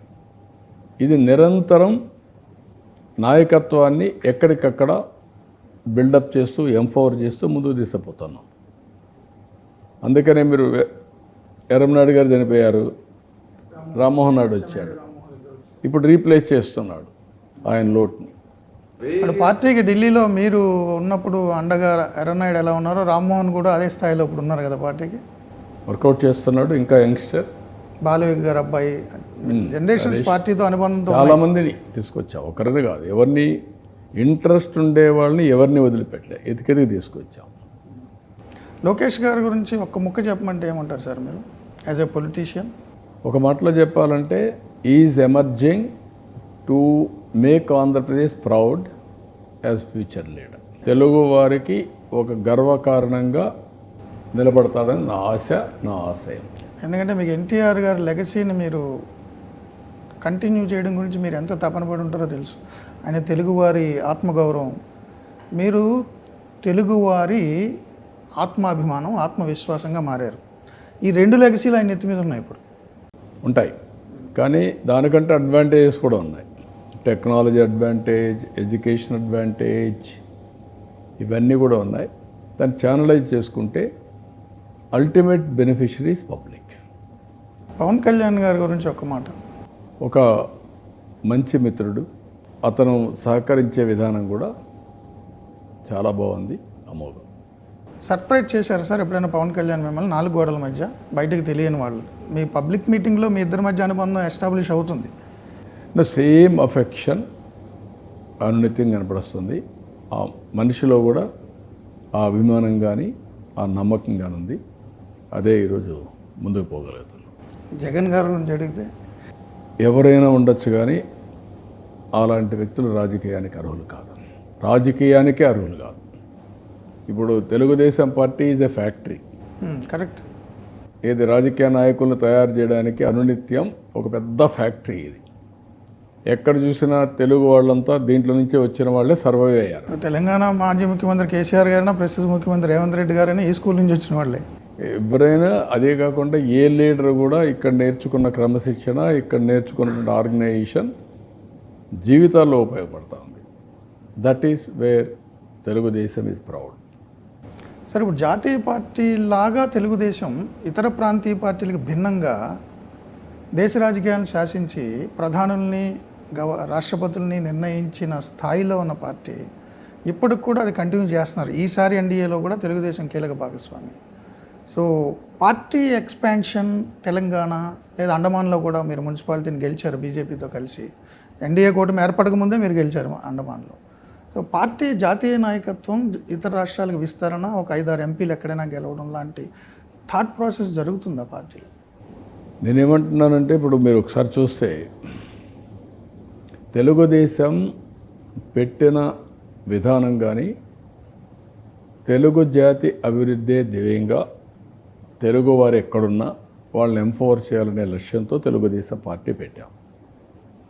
అదే సమయంలో వేరే రాష్ట్రాల్లో విస్తరించాలి అనే ఆలోచన మొన్నటివరకు లేదు. ఇప్పుడు 2 రాష్ట్రాలు విడిపోయినాయి కాబట్టి 2 రాష్ట్రాల్లో కొంత ఇబ్బందులు వచ్చినా దాన్ని ముందు తీసుకెళ్తాం. అండమాన్ లాంటి ప్లేసుల్లో మున్సిపల్ చైర్మన్ ఇవన్నీ కావడం, ఇవన్నీ కూడా వచ్చాయి. ఇంకా భవిష్యత్తులో కూడా అక్కడ పరిస్థితులను బట్టి విల్ యాక్ట్. తెలంగాణ మీద ఫోకస్ అయితే ఉందా? డెఫినెట్గా ఉంటుంది. ఎందుకంటే తెలుగుదేశం పార్టీ పెట్టింది అక్కడ. ఎమ్మెల్యే క్వార్టర్స్లో పుట్టిన పార్టీ తెలుగుదేశం పార్టీ. తెలుగు జాతి ఎక్కడున్నా వాళ్ళ అభివృద్ధి కోసం పనిచేసే పార్టీ తెలుగుదేశం. ఎందుకంటే మీరు జైల్లో ఉన్నప్పుడు కానీ, ఇతరత్ర మీ మీద వ్యక్తిగతంగా హననాలు చేసినప్పుడు కానీ, ఆంధ్రప్రదేశ్లో కంటే కూడా ఖమ్మంలో కానీ, హైదరాబాద్లో కానీ ఎక్కువ నిరసనలు జరిగినాయి. హైదరాబాద్లో చాలా పెద్ద నిరసనలు జరిగినాయి. ఇప్పటికీ తెలంగాణలో గట్టి ఫౌండేషన్ ఉండి కార్యకర్తలు పనిచేసే తెలుగుదేశం కోసం ఉన్నారు. దాన్ని లాజికల్గా తీసుకెళ్ళాలి. ఇక్కడే కాదు, ఎన్ఆర్ఎస్ అంతా ఉన్నారు. నేను అందుకే చెప్పాను, 2041కి తెలుగు జాతి ప్రపంచంలో నెంబర్ 1 జాతిగా ఉండాలి. అబోవ్ జూయిష్ ఉండాలి. ఆ శక్తి మనకుంది, నిరూపిస్తాం. సార్, అమరావతి గురించి మీరు అడగగానే, పిలిపివ్వగానే ల్యాండ్ పూలింగ్ అన్ని 1000 ఎకరాలు ఇచ్చారు. కానీ 5 ఏళ్లలో వాళ్ళు అనుభవించిన క్షోభ అంతా ఎంత కాదు. మీరు కూడా చాలా క్షోభ అనుభవించారు. ఎందుకంటే మీ మానసపుత్రిక మీ కళ్ళ ముందు నలిగిపోతుంది. మీ ఇంటి పక్కన ప్రజావేదిక మీ కళ్ళ ముందు ఉండేలా చేశారు కదా. సో అమరావతి రైతులు క్షోభలు, కేసులు, రకరకాల ఇబ్బందులు. మళ్ళీ ఊపిరి పీల్చుకుంది మీరు రాగానే. మాహిష్మతి ఊపిరి పీల్చుకున్నట్టుగా మళ్ళీ పీల్చుకుంది. బట్ ఇప్పుడు దాని పొజిషన్ ఏంటి? మళ్ళీ వీళ్ళు విషయం చెమ్ముతున్నారు, మళ్ళీ మహిళల మీద ముద్రలు వేస్తున్నారు, మీరు మళ్ళీ ఎక్స్పాన్షన్ అంటున్నారు. ఇప్పుడు ఏ స్టేజ్లో ఉంది? 2029కి మీరు కన్న కలలు, ఆ అమరావతి నగరం కనిపిస్తుందా 29లోగా? అమరావతి నగరం భవిష్యత్ నగరం. ఇండియాలో ఎక్స్పాన్షన్ జరిగాయి తప్ప కొత్త నగరాల్లో ఓన్లీ ఫస్ట్ బ్రిక్ నుంచి చేశారు. హైదరాబాదు, మన సైబరాబాదు ఫస్ట్ నగరం, ఒక మూడో సిటీ రావడం. గాంధీనగర్ లేకుంటే ఇవన్నీ వచ్చాయి, చండీగఢ్ వచ్చాయి, కానీ అక్కడికి ఆగిపోయినాయి. ఇది ఈరోజు మనకు వచ్చినటువంటి Amaravati, it is a future city.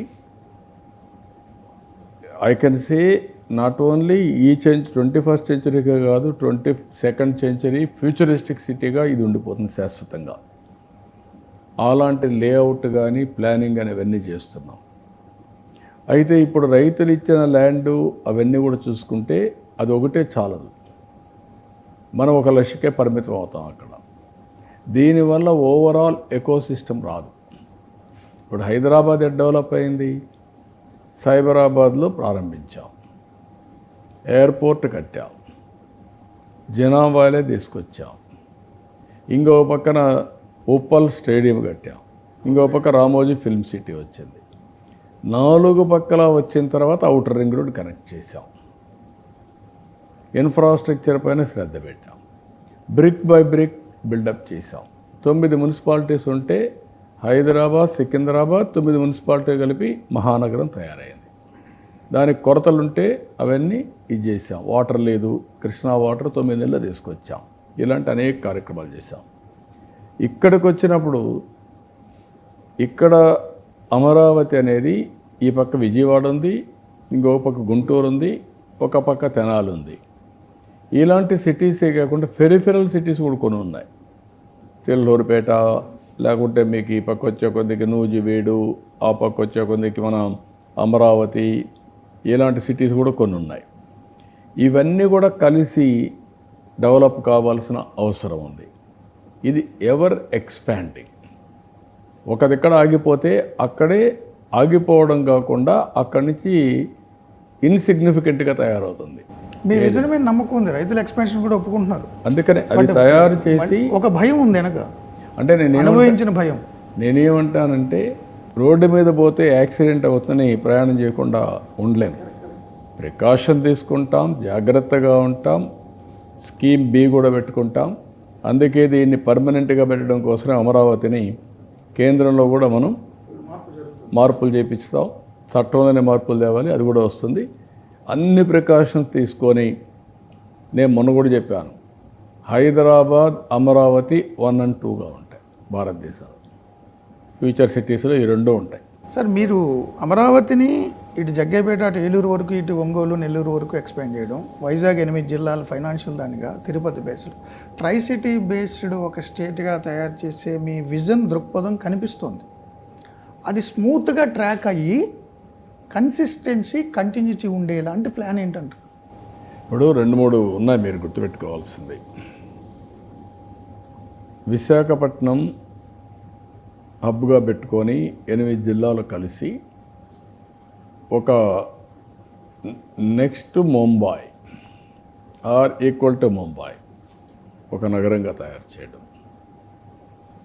తిరుపతిని బేస్గా పెట్టుకొని నెల్లూరు, తిరుపతి, చెన్నై, అటు మిగిలిన ఇవన్నీ కూడా డెవలప్ చేసి దాన్ని ఒక ట్రై సిటీగా డెవలప్ చేస్తే అది ఒక హబ్గా ఉంటుంది. లేపాక్షి టు ఓర్వకల్, ఇది హైటెక్ ఇండస్ట్రీస్, టోటల్గా electronics, aerospace, defence, drone city, space, ఇవన్నీ అక్కడ తీసుకొచ్చి green energy, agro processing, especially fruit based, horticulture based. దీనికి వాటర్ కావాలి కాబట్టి వాటర్ కూడా ఇస్తున్నాం. ఇది ఆ ప్రాంతంలో ఉండే అడ్వాంటేజెస్ ఏంటి? Near to Chennai, near to Bengaluru, near to Hyderabad. అదే మరి ఇక్కడి నుంచి హైదరాబాద్ కానీ రేపు రాబోయే రోజుల్లో చెన్నై కానీ బెంగళూరుకి కానీ బుల్లెట్ ట్రైన్ వచ్చిందనుకోండి, ఈ 3 సిటీలు కలుపుతూ హైదరాబాద్ కూడా వస్తే 1/2 hour, 45 minutes, 1 hour. That is the future. So ఇవన్నీ కూడా నేను చేస్తూనే, రెండోది ఇవన్నీ చేసిన తర్వాత ప్రజలకు అర్థం కావాలి.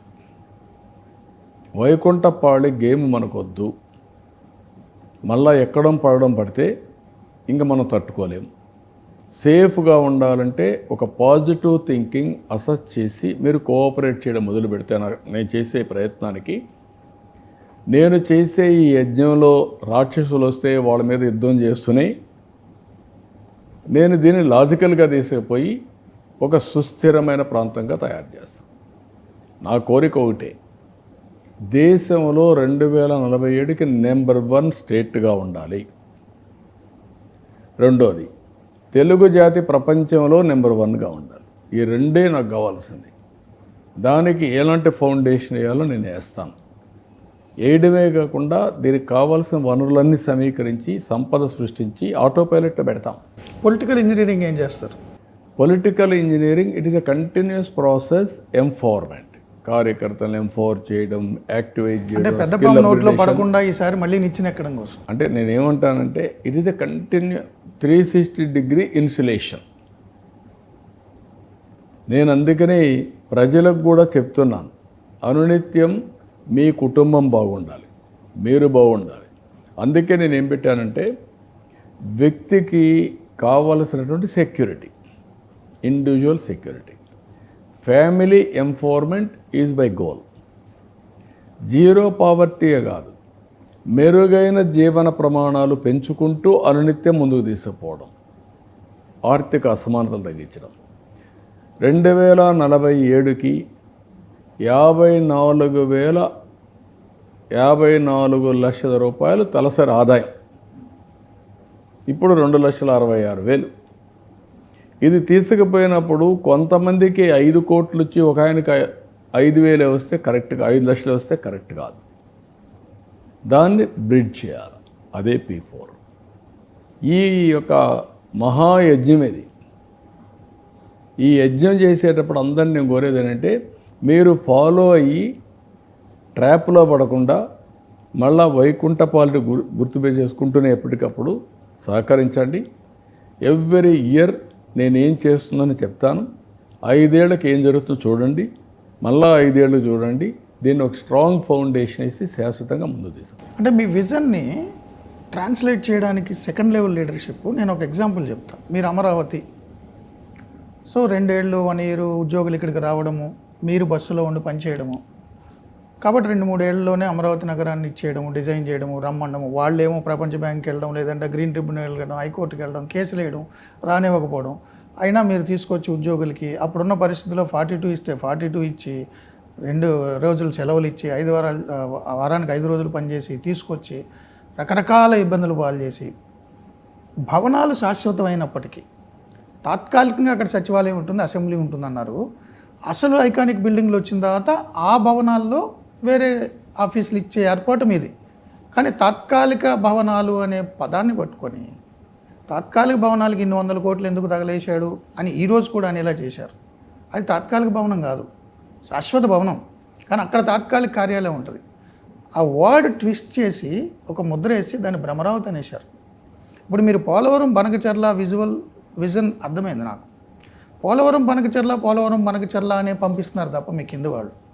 అది రాయలసీమకి నెల్లూరుకి నీళ్ళు ఇచ్చే ప్రాజెక్టు పోలవరం నుంచి అనే ఫోకస్ వెళ్ళకపోతే వీళ్ళు చిమ్ముతున్న విషయం అమరావతి మీద ఒక కుట్ర మీకు కనిపించి ఉండొచ్చు. అప్పుడు 5 ఏళ్ళు అమరావతి మిగిలిన ప్రాంతాన్ని నిర్లక్ష్యం చేశారని 3 రాజధానులని కర్నూలు, రాయలసీమ ఇవన్నీ పెట్టారు. ఇప్పుడు మళ్ళీ అమరావతి మీద కుట్ర పడడం ద్వారా మన కళ్ళు ఎదురుగుండా ఫ్యూచర్లో రాయలసీమ అమరావతిని విడగొట్టడం కోసం ఇంకోసారి రాష్ట్రం చీల్చే కుట్రకి పునాదేమో అని అనిపించట్లే. సో అది రాయలసీమకు వాటర్ ఇచ్చే ప్రాజెక్టు పోలవరం బనకచర్లనే మనం ఎలా పంపాలో ఆ ప్యాటర్ను, ఆ నెరేటివ్ బిల్డ్ చేయడంలో మీ తర్వాత లీడర్షిప్ సరిగ్గా ఉందనిపిస్తుందా? అంటే ఇది బిగినింగ్ యాజ్ మీరు మీరు చెప్పిన దాంతో నేను పూర్తిగా ఎక్కువిస్తున్నా. పని చేయడం కాదు, ఆ పని వల్ల వచ్చే ఫలితాలని ప్రజలకు అర్థమయ్యేట్టుగా చెప్పాలి. ఒకసారి చెప్పడం కాదు, కంటిన్యూగా ప్రజల్లో చైతన్యం వచ్చే వరకు.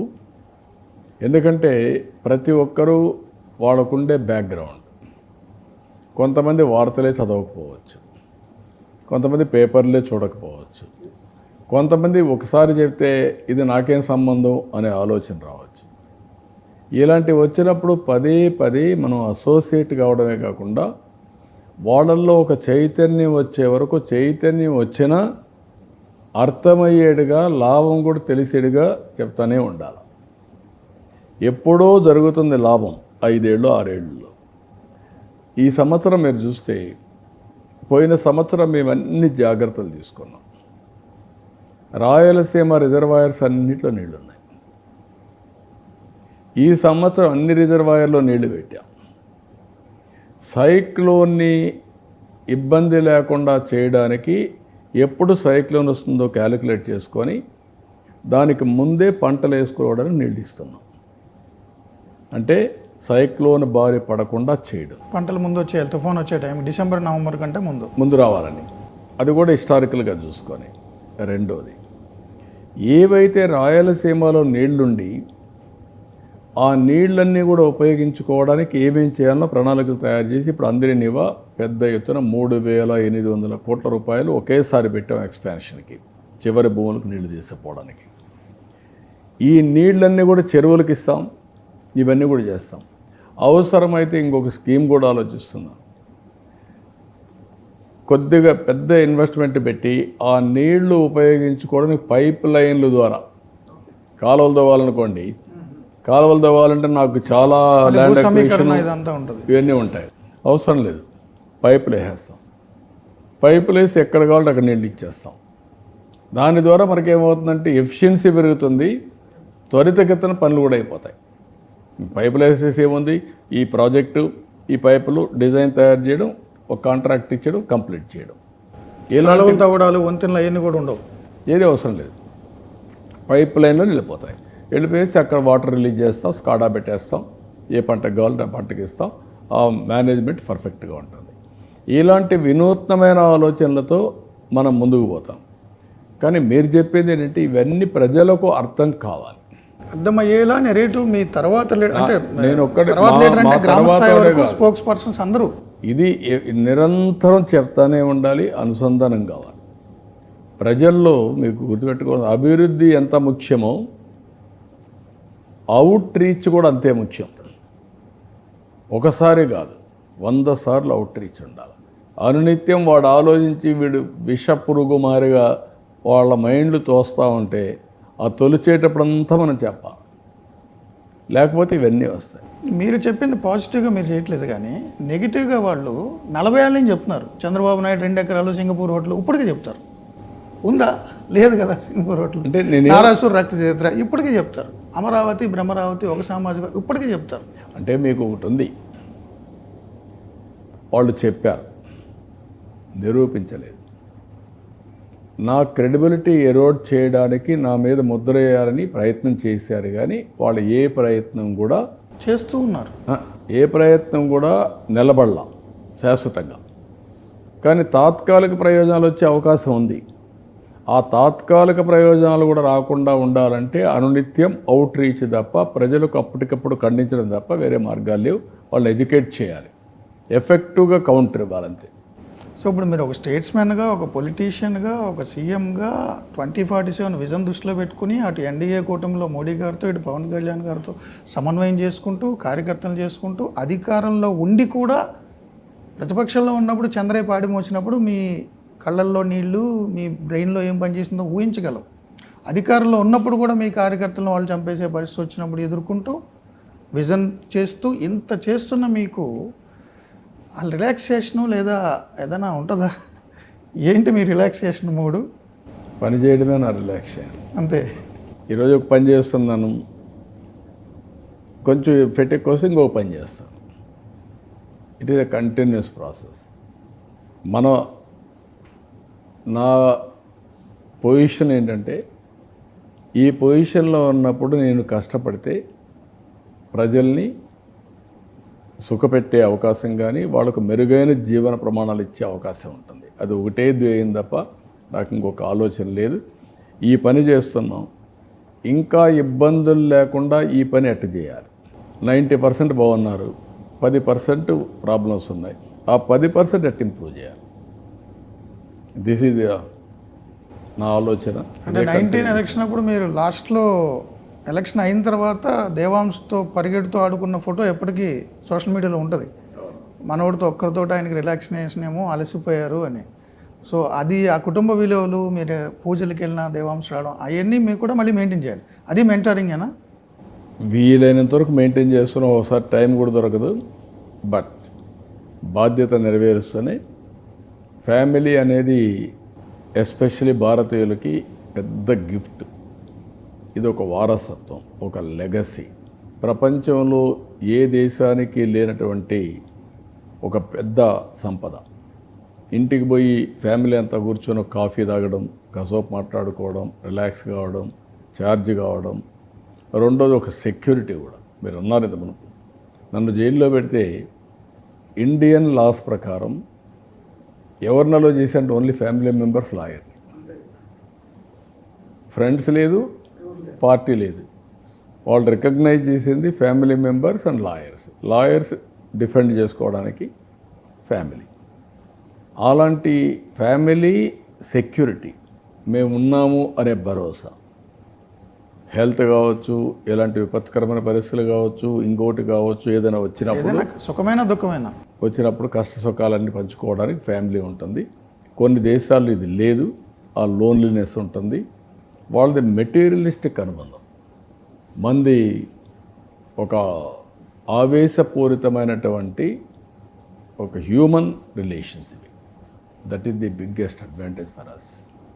అందుకే నేను ఎప్పుడు చెప్తా ఉంటాను, పెద్ద సంపద భారతదేశానికి ఒక కుటుంబ వ్యవస్థ. అమెరికాలో ఆల్ బ్రోకన్ ఫ్యామిలీస్. లేకుంటే ఏ దేశానికన్నా మీరు వెళ్ళండి, ఎలాంటి పవిత్రమైన ఫ్యామిలీ బంధం అనేది ఎక్కడా ఉండదు. మీరు ఎక్కువ జనాలను కనాలి, పిల్లల్ని కనాలి అని చెప్తున్నారు కదా. సోషల్ మీడియాలో కొంత ఫన్గా నడుస్తుంటుంది. చంద్రబాబు గారు ఎక్కువ మంది పిల్లల్ని కనమంటున్నారు, బట్ ఆయన మాత్రం ఒకరినే కన్నారు. లోకేష్ గారు ఒకరినే కన్నారు. వాళ్ళకి కుటుంబంలో ఇబ్బంది లేదు. వాళ్ళ మిత్రులైన రాజశేఖర రెడ్డి గారు, కేసీఆర్ గారికి ఇప్పుడు ఇబ్బంది వస్తుంది, మగపిల్లల ఆడపిల్లల మధ్య గొడవలు అని.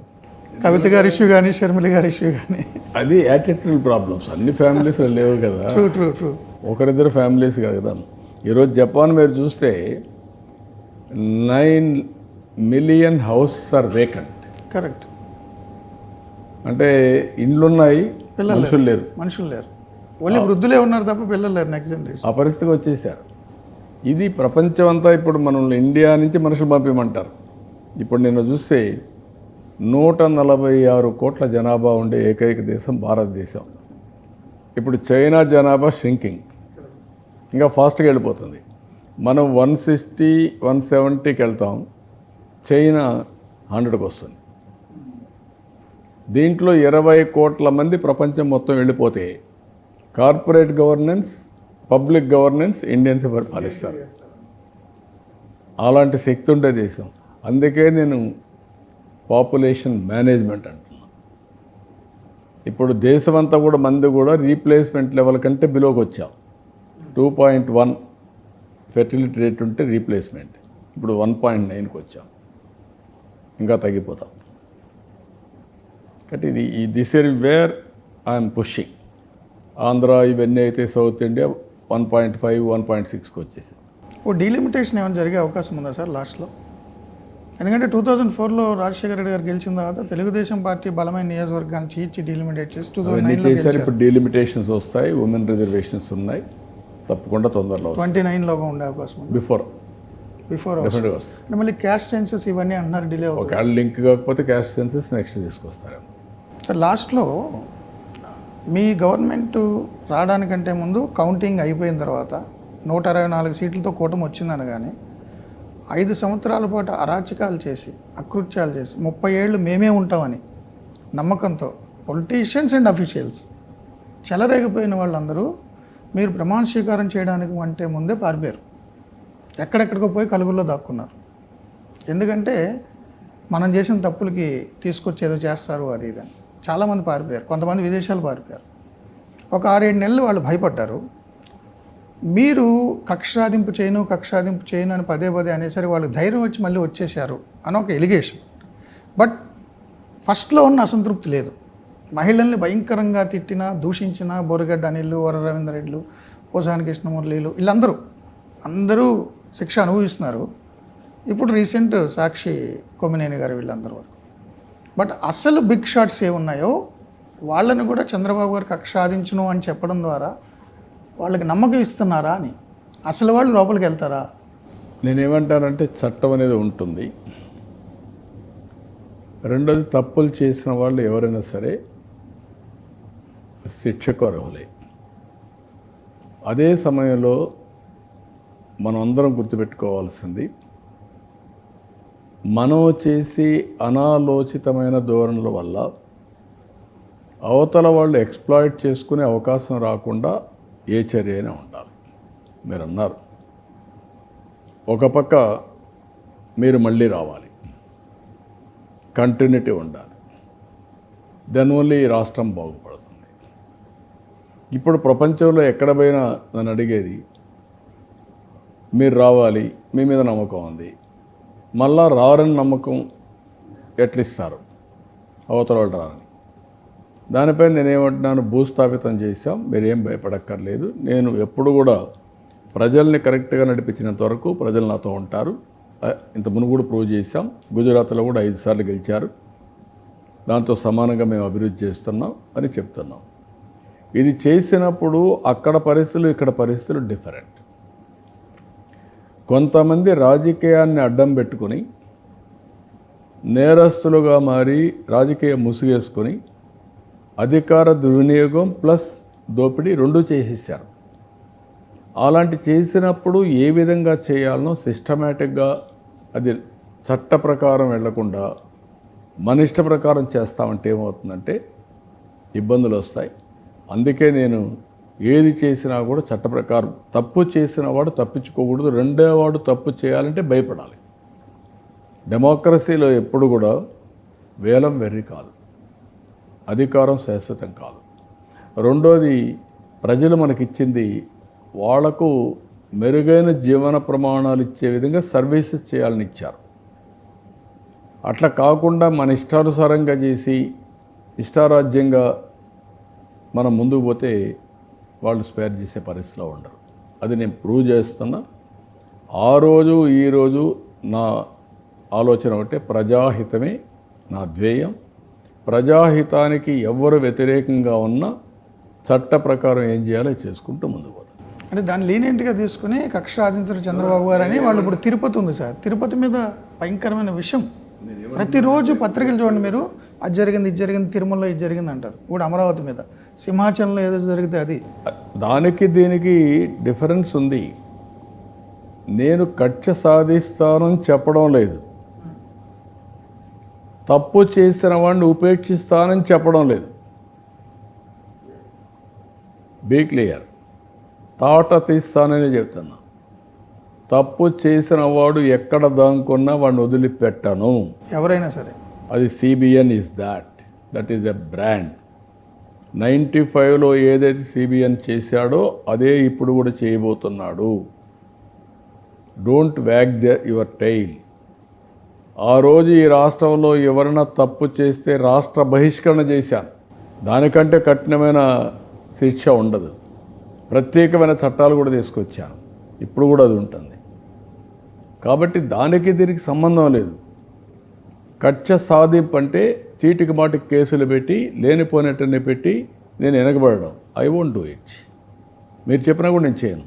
కానీ నేను చేసే పని మాత్రం సాక్ష్యాధారాలు కరెక్ట్గా ఉన్నప్పుడు ఎన్ని ఒత్తిళ్ళు వచ్చినా ఎవరిని వదిలిపెట్టను, ఉదాసీనత లేదు. There is a difference between the two. ఒకడు తప్పు చేశాడు, ప్రభుత్వ భూములు కొట్టేశాడు, ఎండోమెంట్ భూమి కొట్టాడు, ఫారెస్ట్ భూమి కొట్టాడు, వాడిని వదిలిపెడతామా? వాడు కోర్టుకు పోవచ్చు, తాత్కాలికంగా ఉండొచ్చు, అంత ఈజీగా వదిలిపెట్టాం.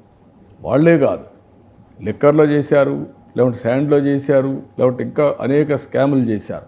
అవన్నీ స్ట్రైటన్ చేస్తాం. ఈ రాష్ట్రంలో ఒకటే గ్యారంటీ ఇచ్చారు, మీ భూములు ఎవడైనా సెటిల్మెంట్ చేసుకొని ఉంటే మీరు నా దృష్టి తీసుకొస్తే ఎంక్వైరీ చేసి అది వాస్తవం అనుకుంటే తప్పకుండా తిరిగి మీ భూమి మీకు ఇప్పించే బాధ్యత నాది, అవతలను శిక్షించే బాధ్యత కూడా తీసుకుంటాను. భూమే కాదు, ఏదైనా సరే. దానికి శ్రీకారం చుట్టాం. అయితే భూమినంతా కూడా జటిలం చేసేశారు. ల్యాండ్ ఇష్యూస్లో వీళ్ళు మొత్తం మ్యాసివ్గా హోల్సేల్గా గందరగోళం చేసేసారు. ఇప్పుడు అదొక పెద్ద సెంటిమెంట్, పెద్ద ఒక సెక్యూరిటీ. దాన్ని ఏ విధంగా చేయాలంటే చాలా టైం పడతా ఉంది. 1 year దాని మీదనే శ్రద్ధ పెట్టి మళ్ళీ పక్కా డాక్యుమెంట్ చేసి నోబడి ఇంకా జీవితంలో ఫోర్జరీ చేయనటువంటి వ్యవస్థను తీసుకొస్తా. అది కూడా కాపాడుకునే బాధ్యత ప్రజలపైన ఉంటుంది మళ్ళా. లేకపోతే మొన్న ల్యాండ్ టైటిలింగ్ యాక్ట్ మరిగా 22A కింద పెట్టేశారు. అందరి భూములు 22A కింద పెట్టి నెగోషియేట్ చేసి సెటిల్మెంట్కి వచ్చే పరిస్థితికి వచ్చారు. ఇలాంటి అరాచకాలు పోవాలంటే ఇది ఒకటే మార్గం. మళ్ళీ చెప్తున్నా, నేనేదో లీనియంట్ ఉంటాను, రాజకీయ కక్ష అంటే తప్పుడు కేసులు పెట్టను. తప్పు చేసి నువ్వు కానీ దొరికితే మాత్రం వదిలిపెట్టను. రేపు రాబోయే రోజుల్లో కూడా మళ్ళా ఇలాంటి తప్పులు చేయకుండా ఎట్లా భయం ఉండాలో భయం ఉండేట్టుగా కరెక్ట్ చేస్తాం. అంతవరకు ఐఎమ్ వెరీ క్లియర్. సార్, కరెక్ట్గా గత ఏడాది ఇదే రోజు 12th June నారా చంద్రబాబు నాయుడు అనే నేను అని మీరు పలుకుతున్నప్పుడు మీ మనసులో ఏమనిపించింది? ఏం చేయగలని రాష్ట్రాన్ని అనిపించిందా? అసలు మీరేం చెప్పుకున్నారు ఆ పదాలు పలికేటప్పుడు? అందరూ కూడా ఒక ఎమోషన్లో విజయోత్సవంలో ఉన్న రోజు అది. మేము గెలిచాం అనే ఒక ఆనందం. మేము గెలిచాం, రాష్ట్రం గెలిచింది, ఇంకొకటి వాళ్ళ మైండ్లో లేదు. అది చూసినప్పుడు నా బాధ్యత పెరిగింది. నేను ఒక రాజకీయ నాయకుడిగా 2019లో పోలవరం బైఫర్కేషన్ యాక్ట్లో పెట్టినప్పుడు 9 మండలాలు తెలంగాణలో ఉన్నప్పుడు వేరే నాయకుడికైతే అర్థం కాదు. ఆ రోజు నేను కేంద్ర ప్రభుత్వంతో ఒకటే కోరాను, మీరు ఆ 9 మండలాలు ఇవ్వకుండా బైఫర్కేషన్ యాక్ట్లో పోలవరం పెడితే జరిగేది ఏమీ ఉండదు. మీరు ఆ 7 మండలాలు నాకు ఇవ్వకపోతే నేను ప్రమాణ స్వీకారం చేయను. స్టేల్మెంట్ ఉంటుందా ఉండేయండి, నేను మాత్రం ప్రమాణ స్వీకారం చేయను.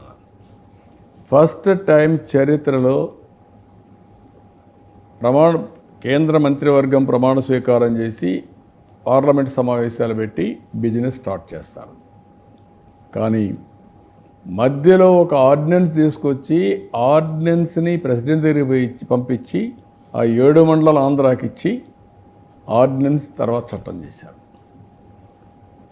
అది నాకున్నటువంటి అవగాహన.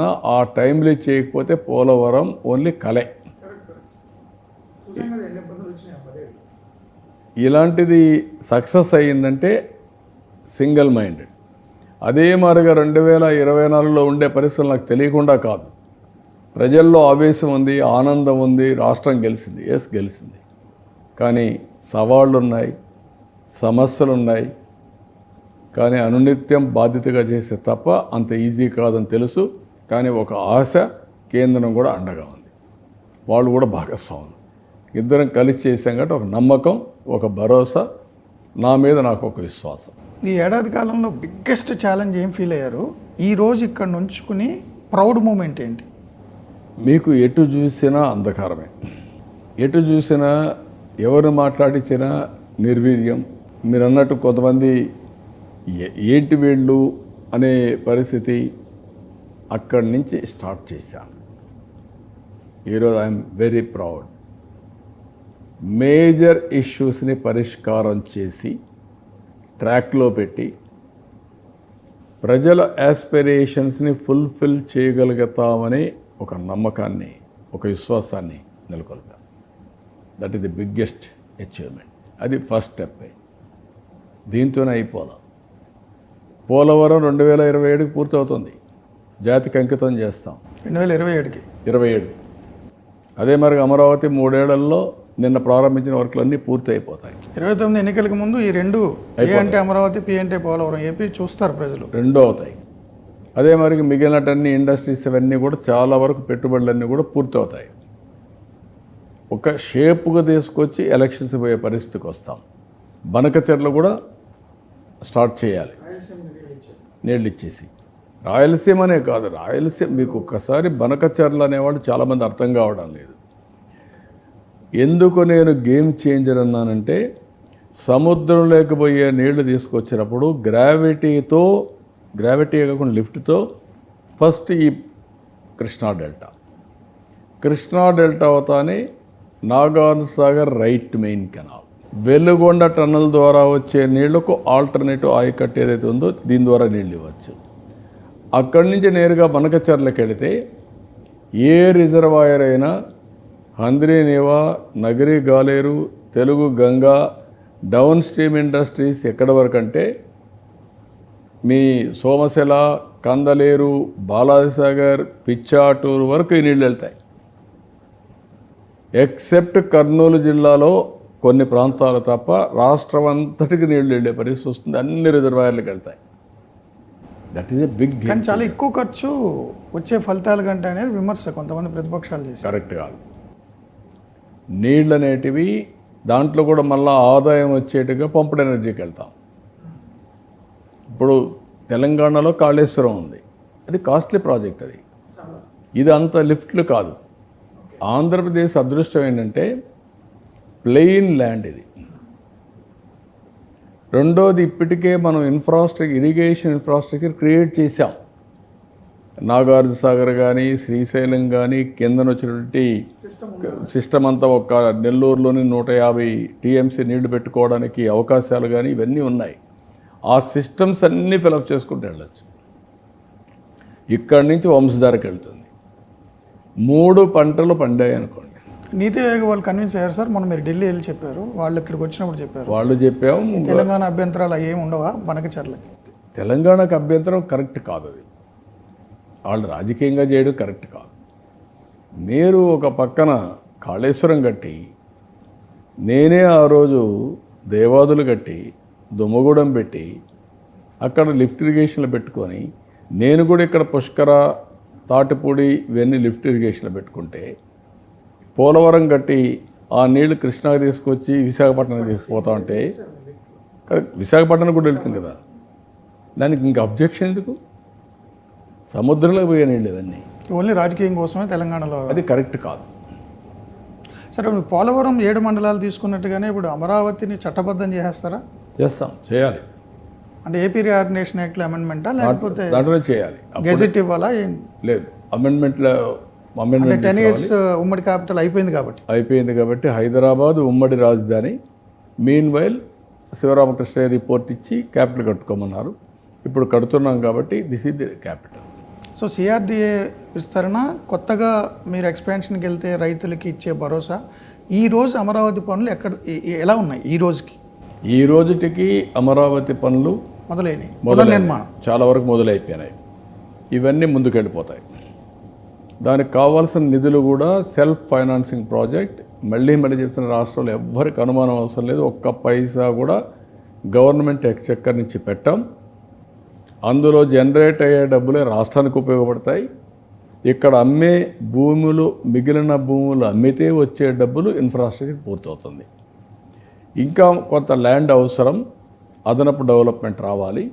ఆ డెవలప్మెంట్ రాకపోతే నెక్స్ట్ లెవెల్కి వెళ్తుంది, లేకుంటే ఆగిపోతే అక్కడి నుంచి ఇంకా షింక్ అవుతుంది. దీనికి ఒక ఎయిర్పోర్ట్ కానీ, ఇప్పుడు హైదరాబాద్ బెంగళూరు ఎయిర్పోర్ట్ ఉంది, ఇప్పుడు 2వ ఎయిర్పోర్ట్ కడుతున్నారు. వైజాగ్లో కూడా మీరు భోగాపురం కడుతున్నారు కదా, అదే మరి హైదరాబాద్లో కూడా అక్కడి నుంచి ఇక్కడికి వచ్చాం. ఇట్లా వేరియస్ సిటీస్లో, బొంబాయిలో నయీ బొంబాయి వస్తూ ఉంది, ఢిల్లీలో గుర్గామ్ వస్తూ ఉంది. కాబట్టి ఇవన్నీ ఫ్యూచరిస్టిక్, కాబట్టి ఇవన్నీ వస్తాయి. ఇప్పుడున్న రైతులకి ఏమైనా సమస్యలు ఉన్నాయా? వాళ్ళు 5 ఏళ్ళు డిస్టర్బ్ చేసి ఉంటారు.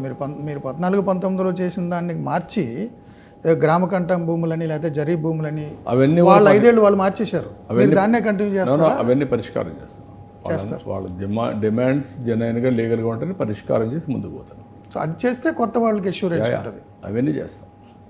Thank you so much sir. Thank you so much. All the best. 1 year బాగా చేశారు. సో 4 ఏళ్ళు ప్రజలు పెట్టుకున్న ఎక్స్పెక్టేషన్స్ రీచ్ అయ్యేలా చేయాలి. ఇంకా ఉత్సాహంగా పనిచేస్తాం. Will prove it. Thank you so much.